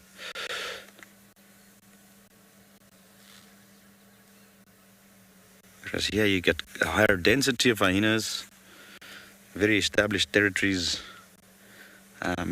and a healthy lion population, but not nearly as much as the eastern Kruger, for instance.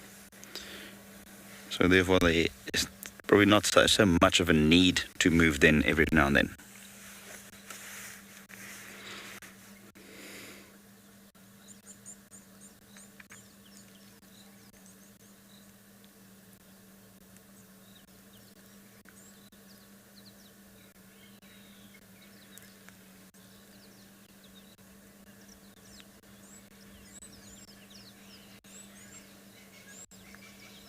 Good day, Rolo. The largest clan that I've personally seen was actually in the Sabi Sand in the south, and that was they were close to about 12 or 15 individuals.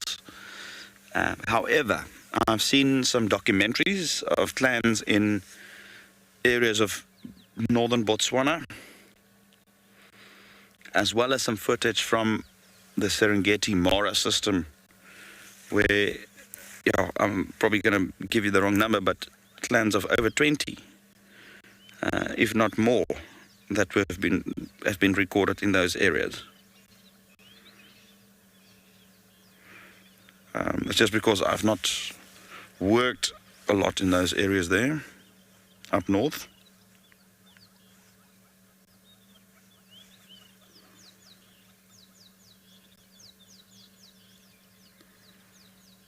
I do recall one of my study books that's claiming numbers of up to 80 in a clan, but how correct that is, I don't know.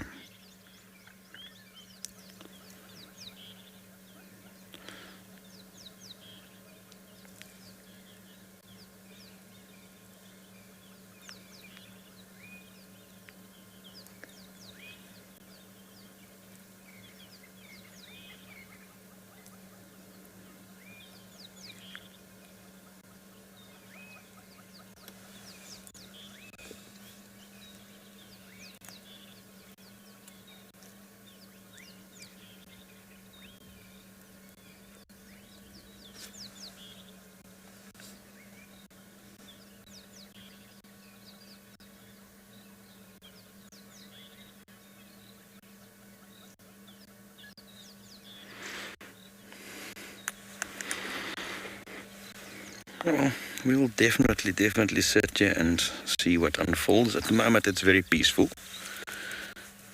I'm sure at some stage they'll start moving again.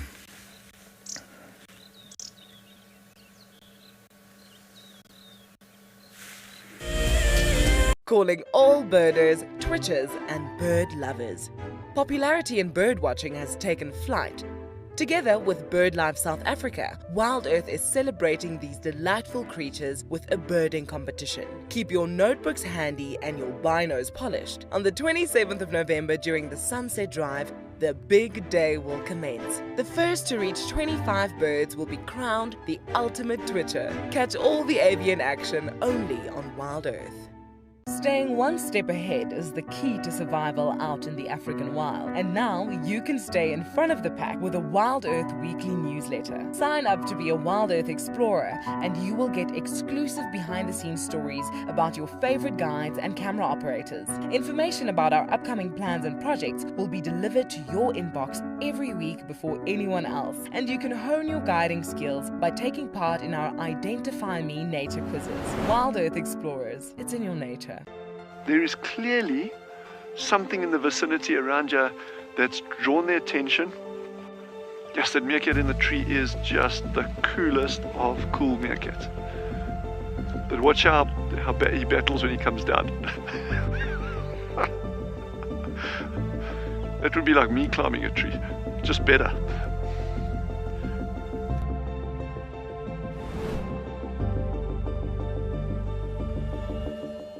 I am an outdoor photographer, a wildlife filmmaker, and a conservation storyteller. Penguin Beach is going to offer us this really unique opportunity to watch and pick up on the smallest of details in the penguins' lives. It's going to allow us the time to really get to know these penguins well, get to know their story, and get to interpret the little finer details and share that with you with a live TV show and get you to fall in love with penguins. I got into wildlife filmmaking because of a passion for nature and a notion that I could make a difference. Helping others fall in love with nature brings meaning to what I do. It's also a lot of fun. A couple of times per week we receive some very heartfelt messages from viewers telling us about how WildEarth has made a difference in their life, whether it's helped them through a difficult period or simply helped them to reconnect with nature. I think that's why we do what we do. The way into a heart, just a little bit of everybody. Well, we haven't managed to find any more tracks of that lioness. Just having a look around.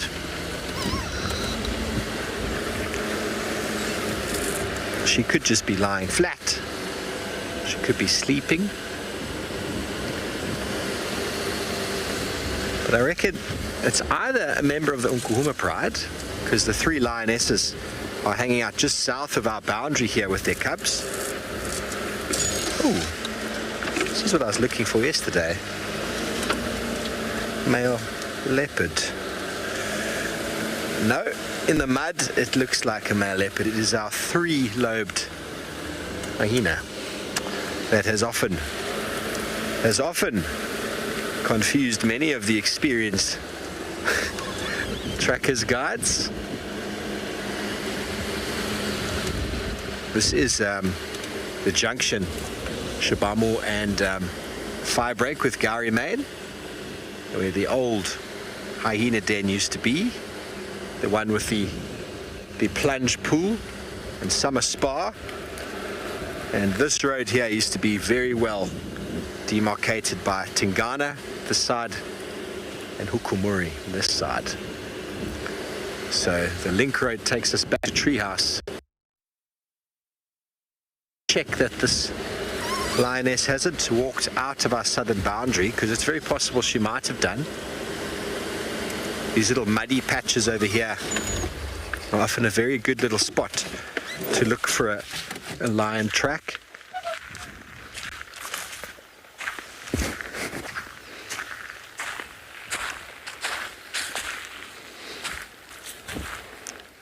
But there's also a pathway there, so I could have gone straight through that side. Okay, while we're off the car, we might as well just get a little bit of our wonderful plant medicine. Good morning.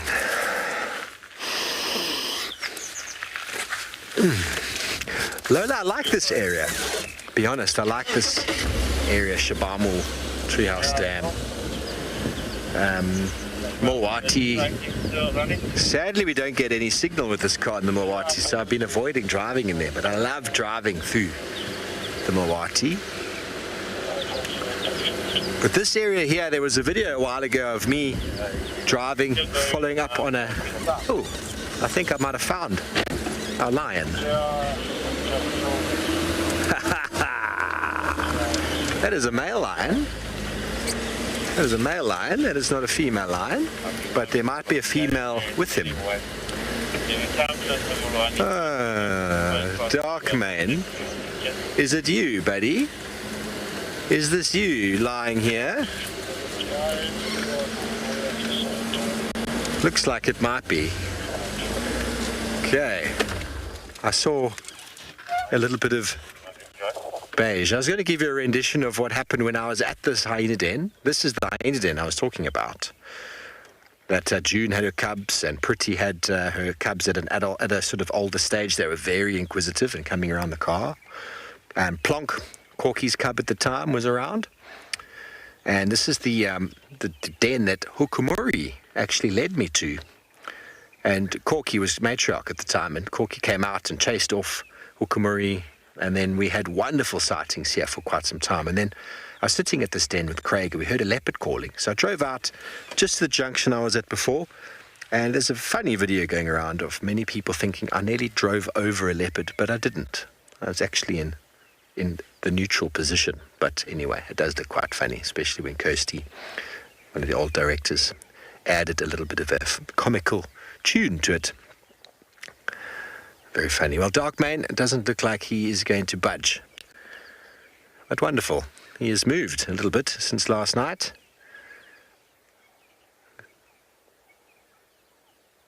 I think it's Darkmane. I'm only assuming. It could be another lion, but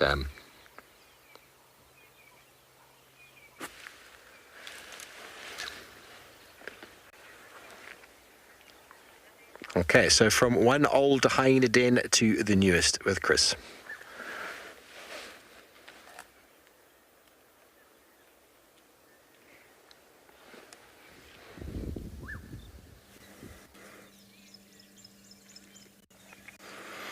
Well, Steve certainly has a tendency to find unexpected lions. Well, so glad old Darkmane is also still around. In the meantime, we're still with Ribbon and the two little ones. And that ear does look ouch. It's difficult to say whether that would have damaged any internal organs within the ear. But it is looking a lot better than it did. It was looking very bad a couple of days ago. And it is healing. It's definitely getting better.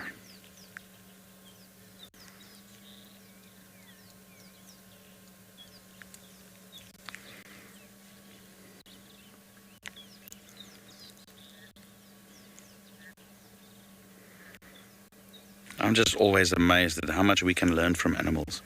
In spite of the injuries, they never seem to look sorry for themselves.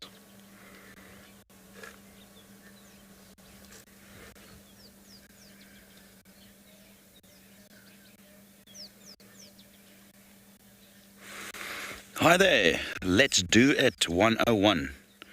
Awesome, awesome name that.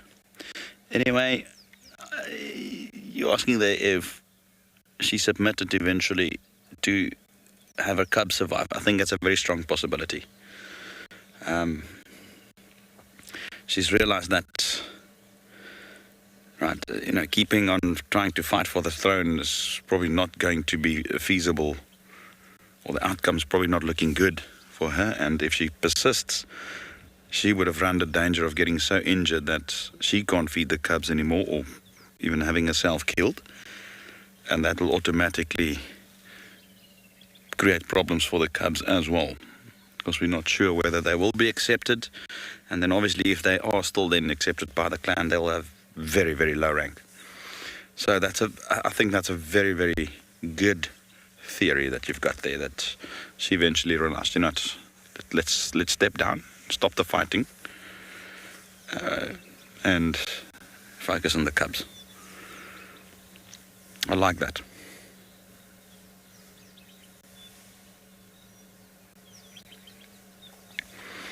But then again, we don't know if the fighting is over. I mean, both Steve and myself are of the opinion that she has now finally sort of conceded. But the next coming weeks will tell. It does seem that we haven't had any evidence of any further fighting, but yeah, like I said, we don't exactly know if it's all over yet. But it seems to be going that way.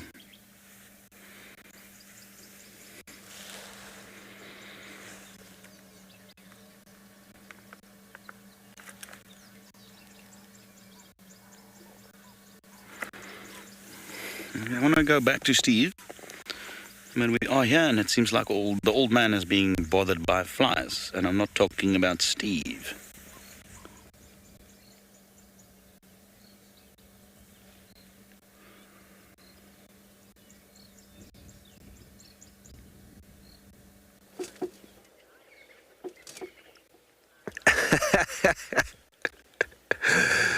Oh, Chris. Chris and I go way back, everybody. If you didn't know, Chris and I used to work together at Singita. So many, many stories of those days.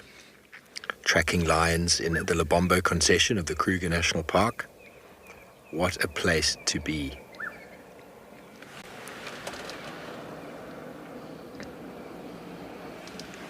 After working at a place like that, you really are spoilt. Going anywhere else, you just really don't find the same topography and landscape. It was an area of incredible density of lions because of the open terrain. The basalt soils gave rise to general game numbers of high proportion. Lots of buffalo. The stunted knobthorn felt, which thrived on those basalt soils, provided enormous numbers of giraffe. The lion prides there were huge. When I started the mountain pride, it was 24 lions. Yeah, I'm living, Mike is still with... So Chris was talking about hyena clans and sizes of clans, and in the Mara, not that I saw the numbers, but the one clan that we spent a lot of time with there was estimated to be 70 individuals, 70, and then the clan on the other side of the river, the Talek clan, what was it called? Talek, I think. something like that, was 110, 120 individuals. And I couldn't tell you that for sure myself, but the researchers there have been researching that hyena clan for 30 years. So they know exactly who's who in that system.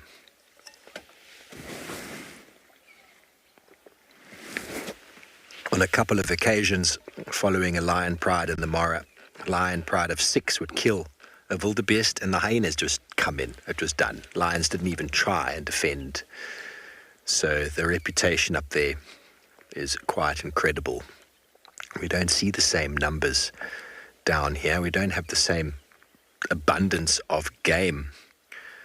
And the hyena clans there is the tip of the tail that I wasn't aware until it was brought to my attention the other night. And Judy H., thank you for sending through a bit of something on a little spike inside a lion's tail that has, no one has any idea why. There's a little spike at the tip there.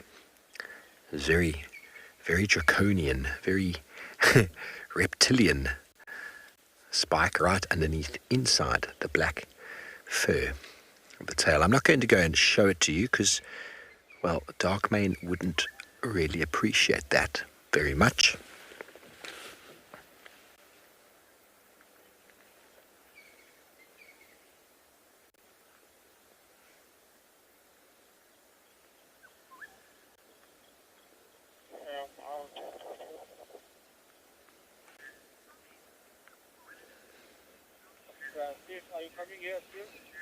Yes, they are, Rolo. He's got very big feet, doesn't he? He's a big lion. He's a big lion. I'd really like to see him and his coalition hanging out more together, because the Avoca males are pushing from the south. They've pushed the other two Avoca males out seemingly completely. 4 big brothers together. They're a lot younger than the Avoca males, but they are definitely in it. And this guy is on his own for the last time. I don't remember the last time I saw the Avoca males together. So he's very impressive in a coalition. He's an impressive male, but in a coalition of 3 or 4, you can imagine 3 or 4 lions of equal size moving through. They really do dominate. They really do have an impressive standing.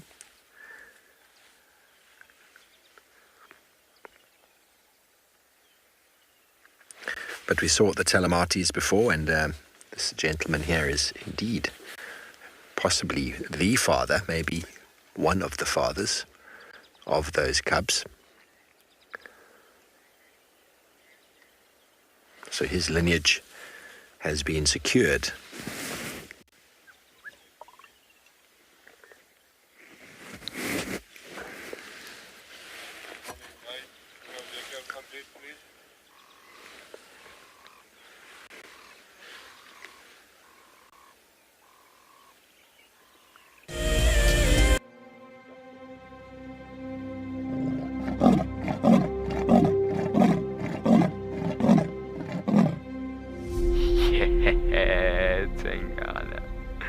That's my boy.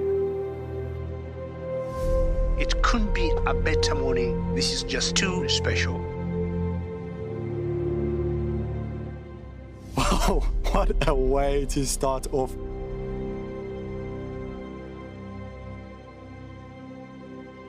Bright colors, and it attracts the insect to the flower, which is exactly what we're watching right now. This is so exciting.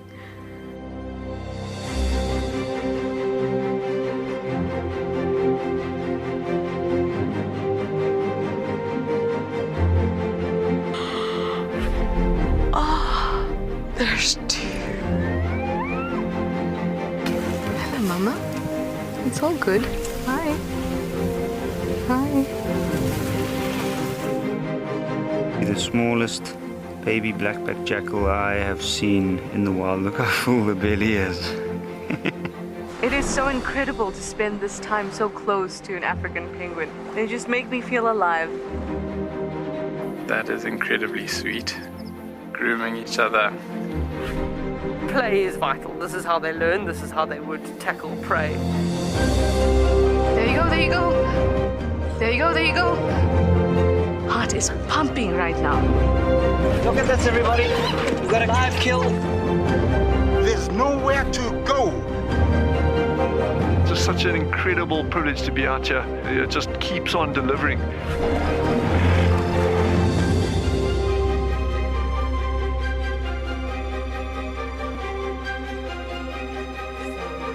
Six, 5, 4, 3, 2, 1, live.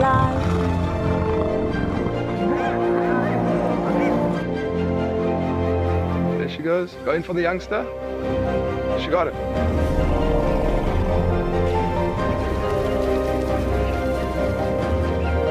That's what I'm talking about. Look at that. It is insanely good footage.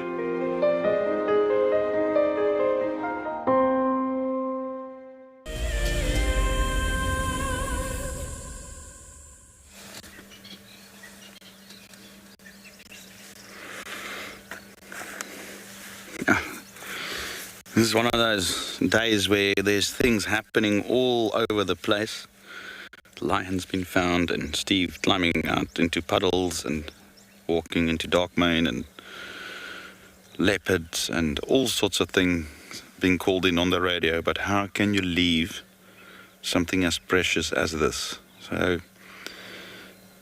if our viewers are in agreement, we're going to probably stay here. And I think Steve is a little bit more mobile than I am at the moment.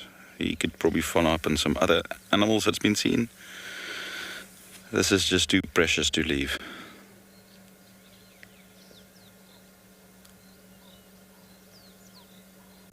Tell me if you agree.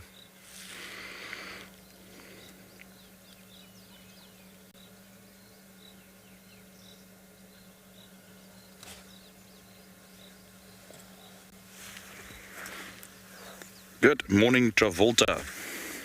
I love the name again. I just love these names. I want to know how long that they'll suckle for. Probably about 4 months in total, roughly. But within the first month, they'll start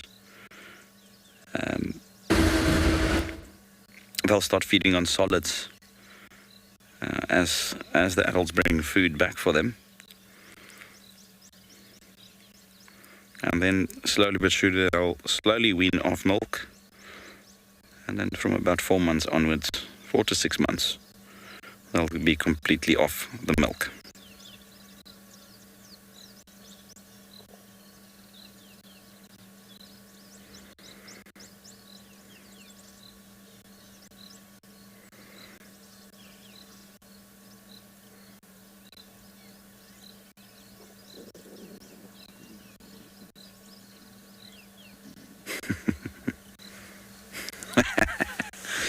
Everybody says we definitely should stay here, and yeah, there is absolutely no reason to leave. In fact, some viewers say we must stay here the entire day. Well, I will stay as long as we are live on the show, and definitely this afternoon either myself or Steve will definitely come here. We'll still formulate our safari plans for the afternoon, but one of us will definitely return this afternoon. I'll definitely stay here for the remainder of this morning's show, definitely. This is just too precious. You know, they don't always have to move and hunt and stalk things and fight and, you know, all these powerful visuals.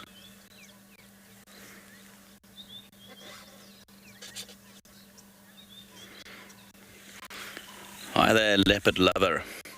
Yeah, no, they seem pretty much asleep at the moment.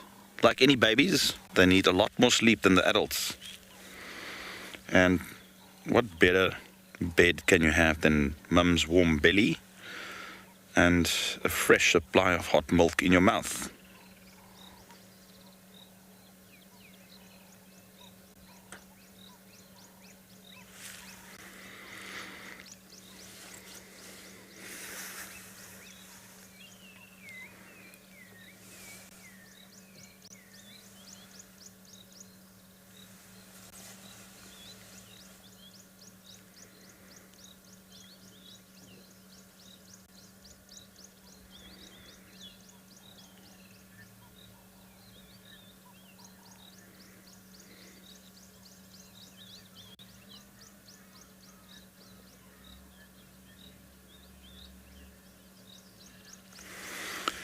Good morning, Frana. Frana says WildEarth has completely changed his perception of hyenas. And yes, it's exactly what I was referring to earlier. You know, earlier wildlife documentaries especially, and I'm by no means attacking that. I'm just sort of explaining my own experiences, where hyenas were often depicted as this really evil-like animal, and the reality is so far removed from that. And they're incredible creatures, very intelligent, extremely resourceful. I mean, another misconception is the fact that they are scavengers. You know, they probably hunt more or obtain more food from hunting than they do from scavenging. They do scavenge a lot, but so does lions and leopards. You know, so I think a lot of those documentaries were done for the sake of entertainment. So, you know, you can't blame movie makers. It's about, you know, having a successful documentary. And I'm, again, not attacking any of those. It's not what my aim is. Here we can see live what's happening. And for me, that makes it very real and incredibly interesting.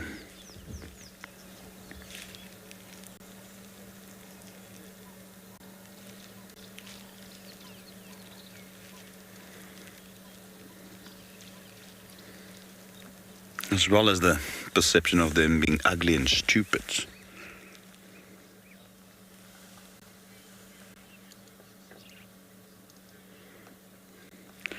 Hi, Rolene.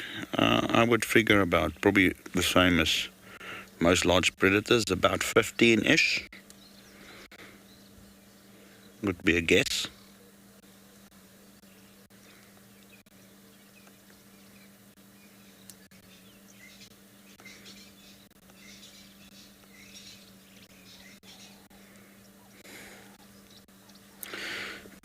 Sorry.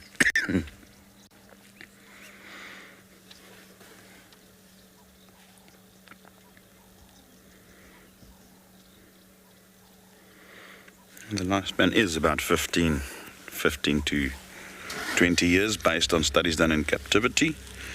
We know we can't always use that because in captivity they don't face the same challenges that they do in nature, as well as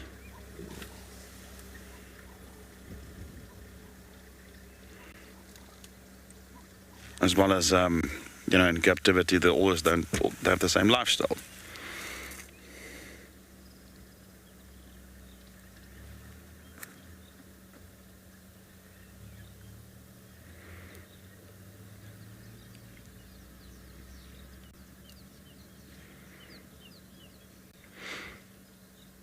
Interesting thing is, while we watch them suckle,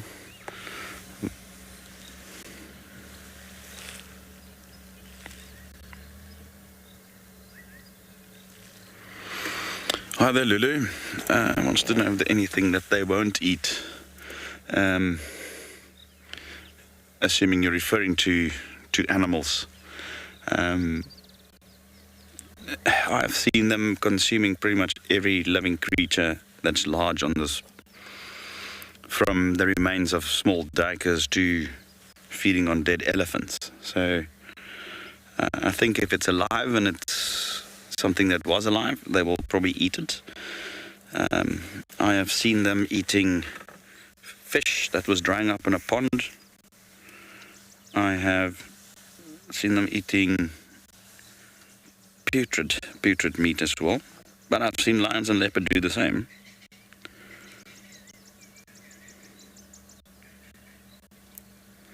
I've seen them eating crocodiles. I've seen crocodiles eat them.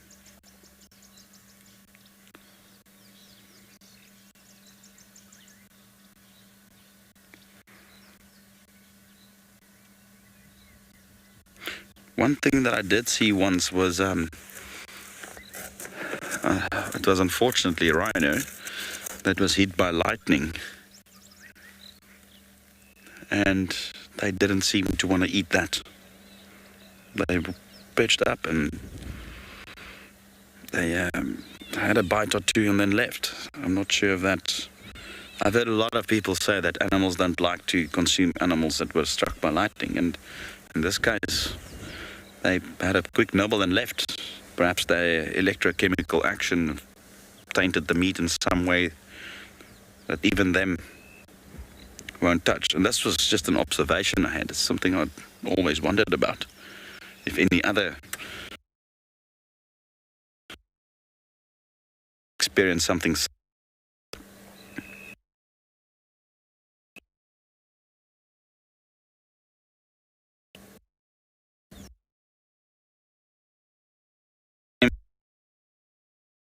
by a power line that was hanging too low, that collapsed because of wind. And I saw the same with brown hyena there.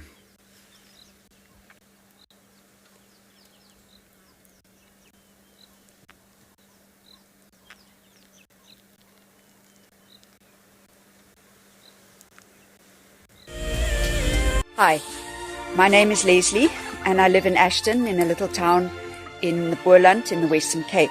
Why I started to watch WildEarth is because I actually grew up in Zimbabwe and born and bred there, and I absolutely love that type of country. It just brings me back to my grassroots.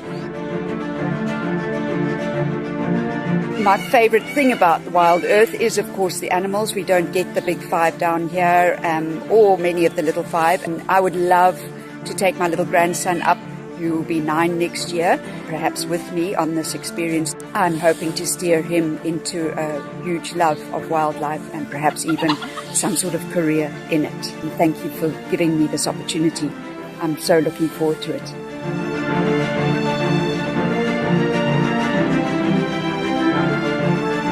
WildEarth Explorers. It's in your nature. Our lives are dictated by alarm clocks, traffic jams, constant multitasking, and countless distractions.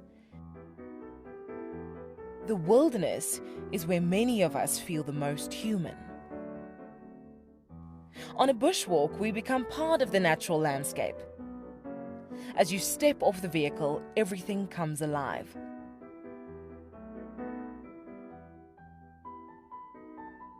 As with any risky experience, walking amongst these animals inspires awe and appreciation.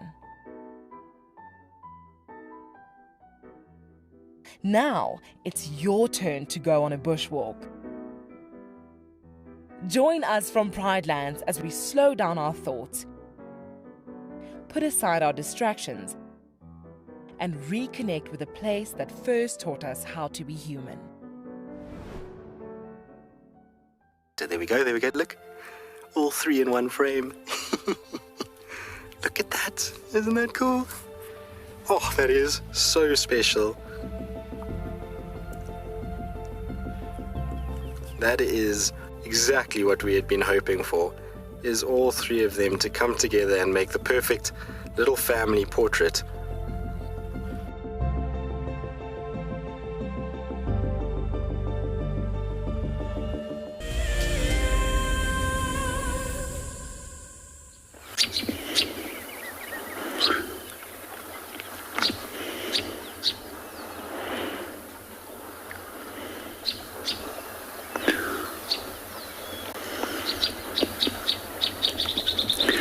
Welcome back to Bushwalk. For the last part of our walk, we decided to come down to Ndlovu Dam, and hopefully we're going to go and find some animals, and we did.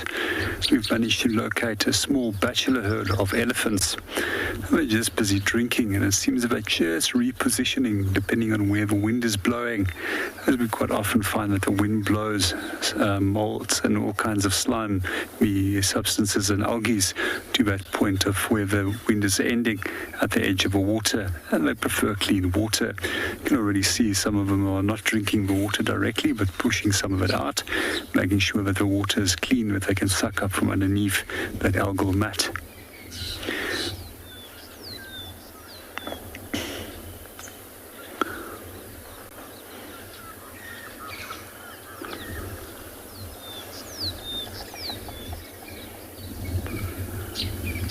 So we're very fortunate over here at Pridelands that often the elephants will come down to this dam.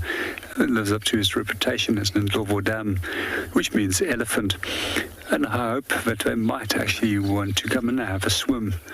Well, we generally find that they tend to more often swim on incredibly warm days. We've seen them quite often even swimming within the rain, simply to cool them down. And sometimes I personally think they just want to have fun as well. Elephants are, for me, very interesting animals. They quite often show very strange behaviors and so norm of other animals. And sometimes it seems for me that they just do things for the fun of it as well. And it also sometimes comes forth for me that they actually got a good sense of humor.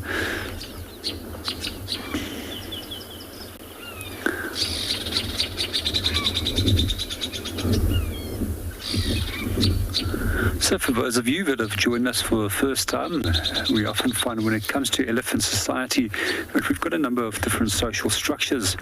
As already mentioned, this one over here is a bachelor herd, which is consisting of bulls between the age of 12 and 15 up to as old as 25. And from 25 onwards is when they start becoming able to reproduce as they're large enough now to compete with other bulls to have access to breeding cows. We also then find the breeding herds, which is led by a matriarch, which is a dominant or oldest cow in that group, and then her daughters. And generally when she comes to a late age of 60, 65, when she knows that she's quite close by to the end of her life, she will actually then hand over that responsibilities to her oldest daughter. In those groups, we also normally find young males of approximately 12 to 15 before that they get booted out and sent off to the bachelor herds. Within the bachelor herds, that's where they also learn all the necessary skills that they need and manners in terms of being an elephant bull. We quite often see that there will a lot of play fighting that they will perform in terms of preparing themselves for physical fights, which they will have to have in the later life. And often with large animals as well as predatory animals as well, we find that the fighting can be incredibly intense, and normally somebody is going to be killed in that fight.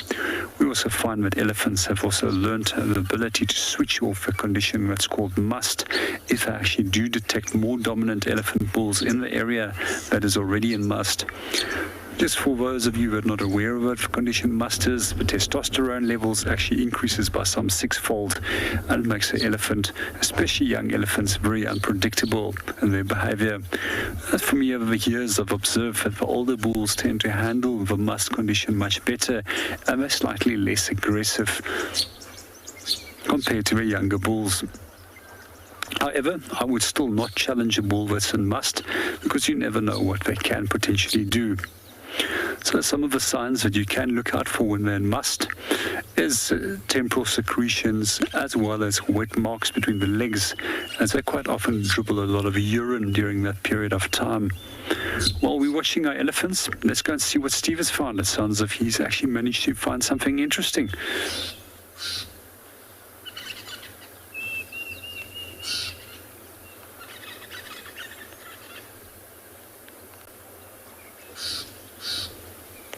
Well, we're following up on some squirrel alarm calls, and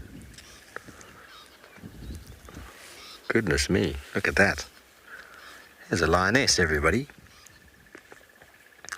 It is a cat-filled morning, and this is definitely one of the old girls from the Talamati Pride. We thought maybe she'd been with the Pride this morning, but come to think of it, there's another girl in the Talamatis that's also looking quite old.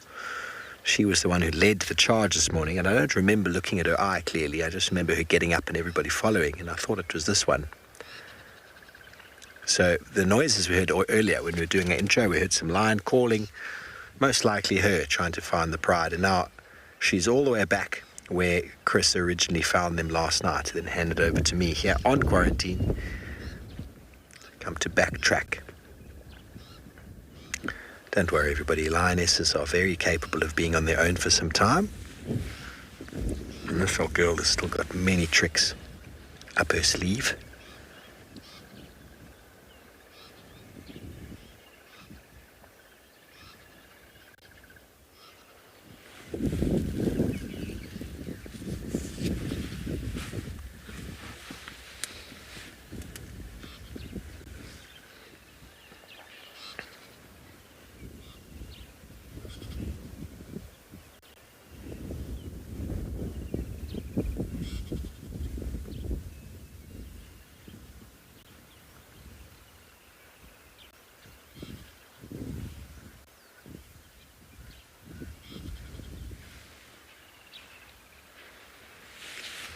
The sun is slowly starting to push through those clouds. We can probably expect her to move into some shade soon, but she won't be far from here this afternoon. Jerry, well, this time of year, with the conditions being quite wet, there's been quite a bit of rain, there's a lot of dew on the grass.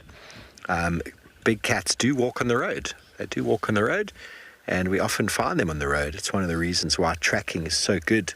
Having a track on the front, or always checking the road. The lions are essentially following game paths, which is what the road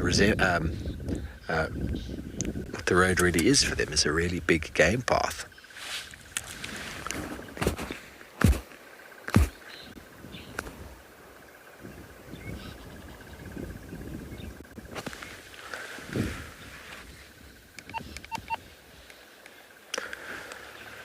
You're welcome to join.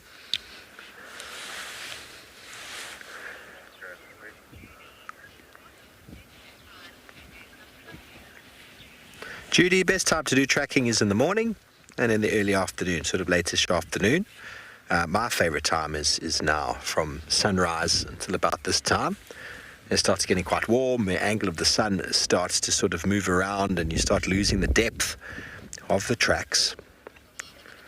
So definitely the angle of the sun is very important. That sort of early morning when the sun's coming from the angle gives that ability to help the tracks pop out. In the middle of the day, when the sun is directly overhead, it's very tricky. Doable, but tricky.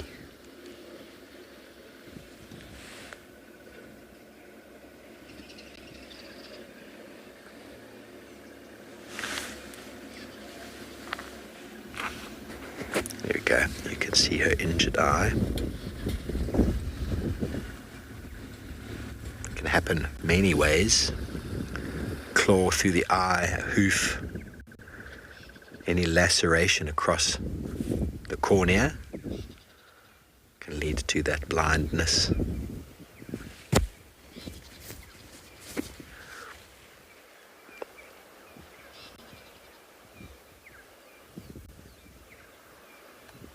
You can actually see how wet her feet are, even though she has been walking on the road.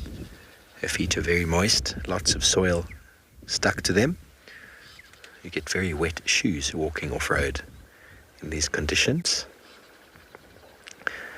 And so lions will often, leopards as well, move along the roads to quieten their movement, help them to cover distance a lot easier, and they always seem to feel like the road is leading them somewhere, because it is a game path, you see, so they take the easiest access. As the vegetation starts to pop back, we're going to see them more and more on the road. The last few weeks we've seen the lions and leopards moving straight across country because the grass has been very short. It's been much easier to move through. But as it starts to grow, really dense up again, we'll see much more activity on the road. Which is good, because when the vegetation gets nice and dense, to see animals 5 to 10 meters off the road is near impossible.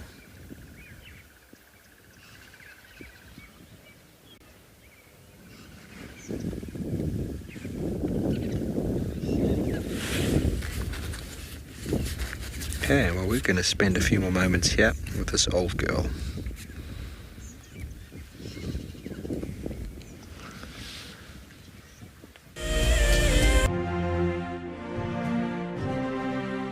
If I could take you on safari all day and all night, I would. But unfortunately, it's not always the best time to see the animals. Now, in between safaris, you can watch the WildEarth Channel with loads of extra shows. If you have a connected television, Apple TV or Roku box, then download the WildEarth app, and if not, then just find it on the App Store on your phone. Do you dream of traveling to a far-flung wilderness location where life continues as normal? A place where you can escape to nature and breathe. If you become a WildEarth explorer, then this could soon become a reality. Subscribe today and stand a chance to win regular travel prizes. WildEarth Explorers, it's in your nature. converging game path will invariably lead you to a water source, but treat all water as suspect. One of my favorite ways of purifying water is to filter out the particulates. And by just filtering it through your sock, you can clear out most of those. You can put water into a snail shell and you can boil it over a fire or using a chemical like chlorine or colloidal silver.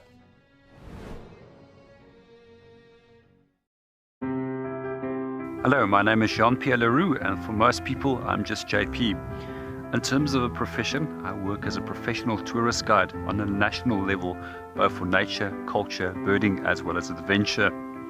I'm also qualified as a marine guide. Further, I also work as a trainer, assessor, and a moderator when it comes to training field guides. There's quite a wide range of different survival skills that I have out here. But one of the most important ones that I would like to share with you is how to deal with extreme cold to prevent that the body will shut down. It's actually very simple. You take a tea candle, you put that between your legs and you light that, and then bring a space blanket over yourself and wrap yourself into it. It's just very important that you don't get the naked flame and the space blanket in contact with one another, and that helps you to actually heat up the body very rapidly under extremely cold conditions.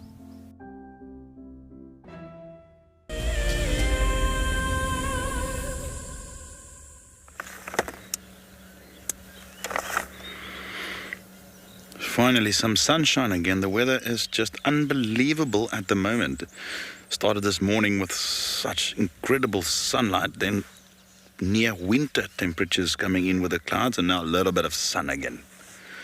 We're still with Ribbon and the young ones. I just had to take time to also appreciate this Wahlberg's eagle flying past us. We'll go back to Ribbon just now.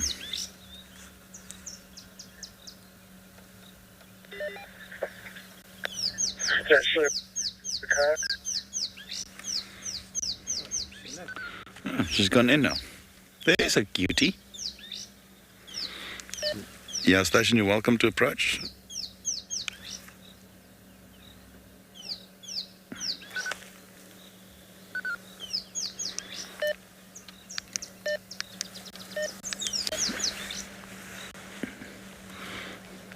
Isn't that unbelievably cute? Can you check if... And we know Mum is here, so it is okay for us to watch them.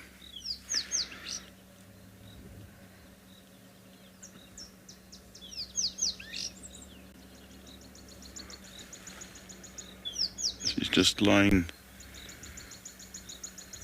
close by, so that's all good.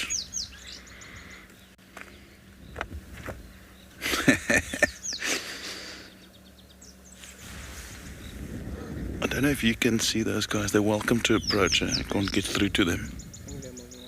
Okay.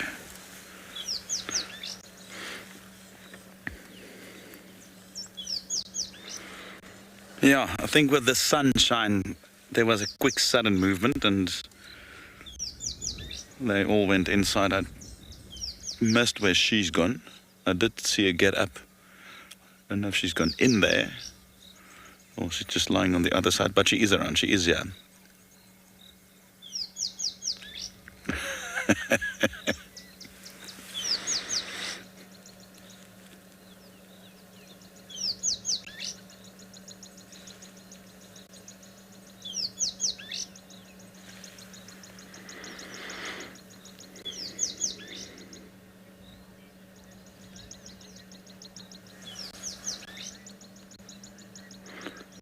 Hi there, good morning, Mona. Yeah, no, they're looking very good. I am so happy at the moment. They are looking in good condition. It seems like in spite of the chaos last week, they must have got some good milk from Ribbon. They're looking very good. They're nice and fluffy. They seem lively. And they, for now, all good.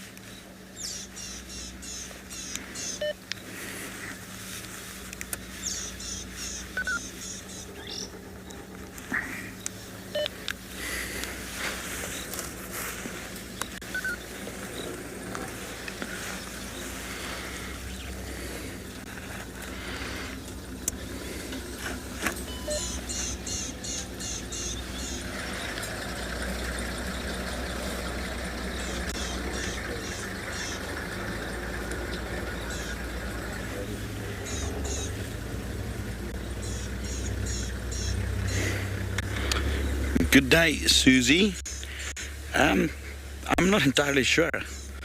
I've not really been long enough here at WildEarth to witness growing hyenas. I assume once they start getting their adult sort of features, and as we observe them a little bit longer, you know, either from behavior or, you know, that's what I assume. Maybe Steve can shed more light on that.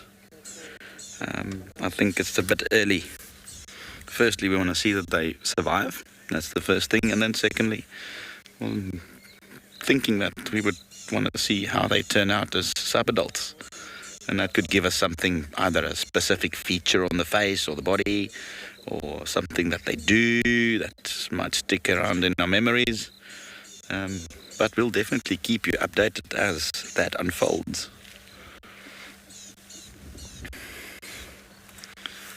Good morning, everybody. How are you? Fantastic. The female is around, eh? She is around here. Okay, cool. All right. I did see Ribbon move off to the drainage line. She's still about 30 odd meters behind the termite mound, so it seems like she might be moving off. In that case, we would then rather leave them alone. We've had a fantastic time with them, but we'll just see what happens.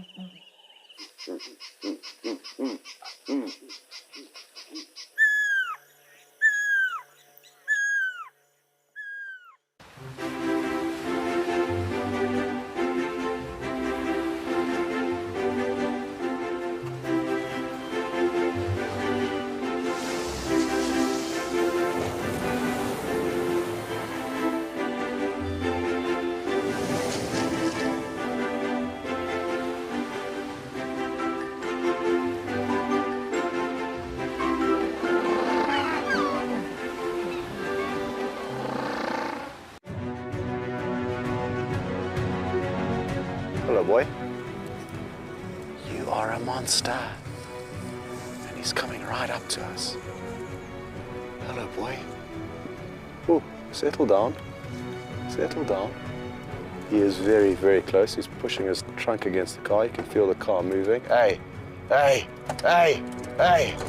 Stop that. Expect the unexpected here on WildEarth Daily. One of my favorite parts with working in the bush is that I can work within the natural environment, and I really feel at home when I'm in the bush. The second part is that I can share my passion as well as the smaller components of the ecosystem, which is equally important to the success of everything else.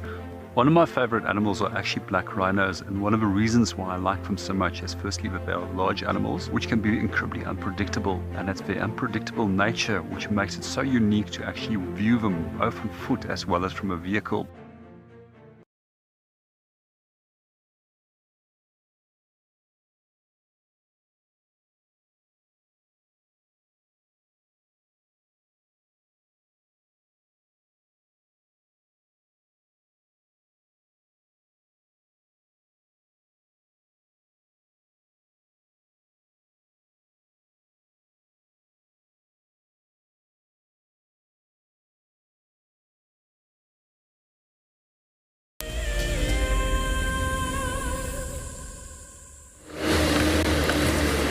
Everybody, welcome back. She has stood up and is walking, I'm going to guess, to this bit of shade right here. She is not looking great. She's got some injuries. She's even making this clicking noise on her leg when she moves, and some wounds on the back of her tail, on her rump, seem to have opened up a little bit. There's a little bit of blood dribbling. And she's just got a devil's thorn in the foot. So she's going to walk straight here to us in the shade. We are joined by other vehicles in the sighting, who I think are going to leave, looks like it. So let's look at this old girl do. You just dropped a jacket off the back of your car there, whoever's leaving this lion sighting.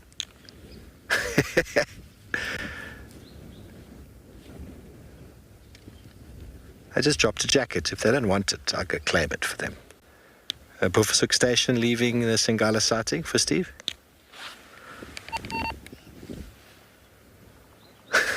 Okay. They don't want their jacket. That's fine. We'll go get it for them.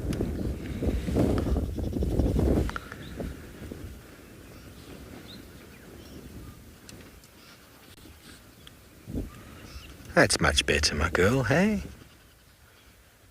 In the shade of the tree, you'll be here today. You'll be here this afternoon as well, won't you?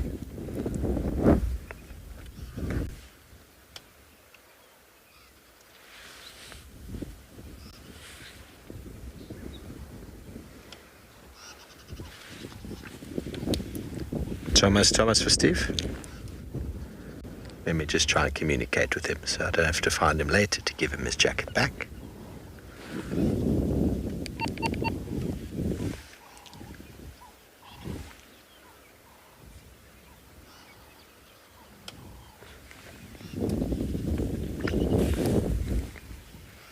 This is going to be her for the day.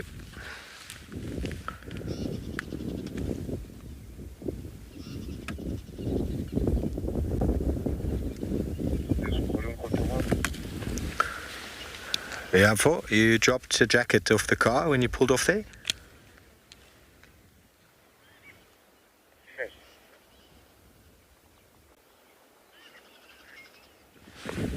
He's going to come back and get it. It's perfectly safe to do so. This lioness is quite far away from the object.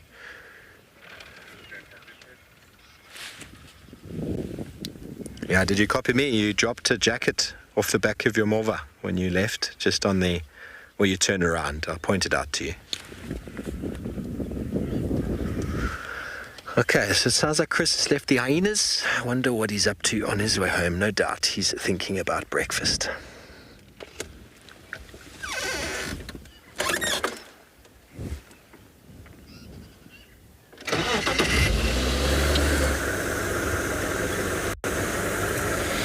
Yeah, no, indeed. I am definitely thinking of breakfast, Steve. And that steaming cup of coffee that's waiting there, because I've finished all BK's coffee and he's not very happy with that. Nah, just joking. BK is very possessive over his coffee. I'll need to get my own flask. Well, what an incredible morning that was. You know, it was just interesting weather, but managed to spend some good time there with Ribbon and the kids. And what more can we ask for?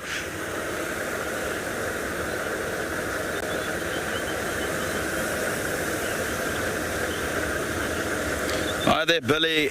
Yes, that is my distinct pleasure to be able to do that. And yeah, we'll probably return in the afternoon, probably a little bit later.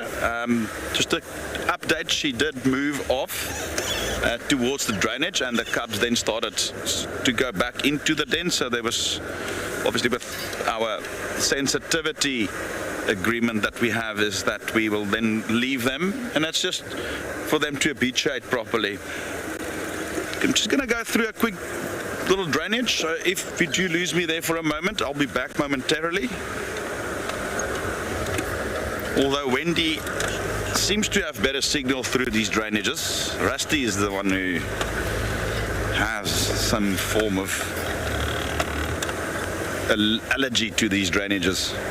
But yes, what a lovely morning. I mean, just sitting there having a bit more of, even though temporary closure on what's happened there, and that we know that she's fine, the kids are fine, for now at least. And that's just heartwarming, really awesome to see. And I managed to get a few nice photos in the meantime as well. I do like my photography.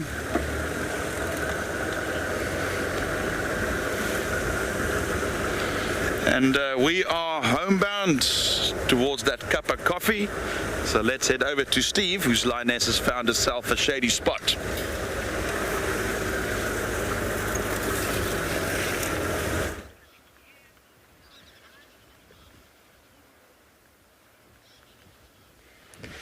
Well, we managed to get the jacket back to the people who dropped it without influencing our Lioness's behavior. It was a very nice little puffy jacket. It would have been quite comfortable as a pillow.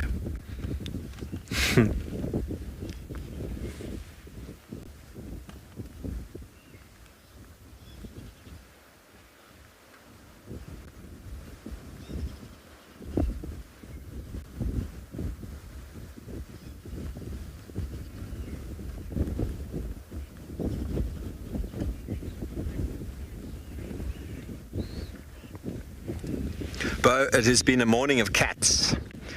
There's been a morning of cats, and I mean, I can't say we found all of them. We found Maribs, and we were definitely tracking the Telematis. And on our way there, we were informed that they were on Chitwa, and then we did find a dark mane, and then we were informed of this female. So we were given heads up about a couple, but there has been quite a cat sort of radar this morning. We have been looking for them, and it's always amazing when we do find them. Sometimes we look and look and look, and we don't find them at all. They're inside the block, and that's just the way it goes. So I'm pretty sure she's going to be right here under this tree this afternoon. That might not be the case, but I'm almost certain. Darkmane is going to be pretty close to where he was left as well, and Marib's crossed back into Torchwood. I'm not sure where Ruben will be this afternoon. I'm sure everyone's very excited that Chris was able to catch up with her and her cubs, who are now well fed again. So who knows what this afternoon will herald. But it has been a lovely day out with the sunshine, a nice bit of wind. Feels like it might warm up a bit.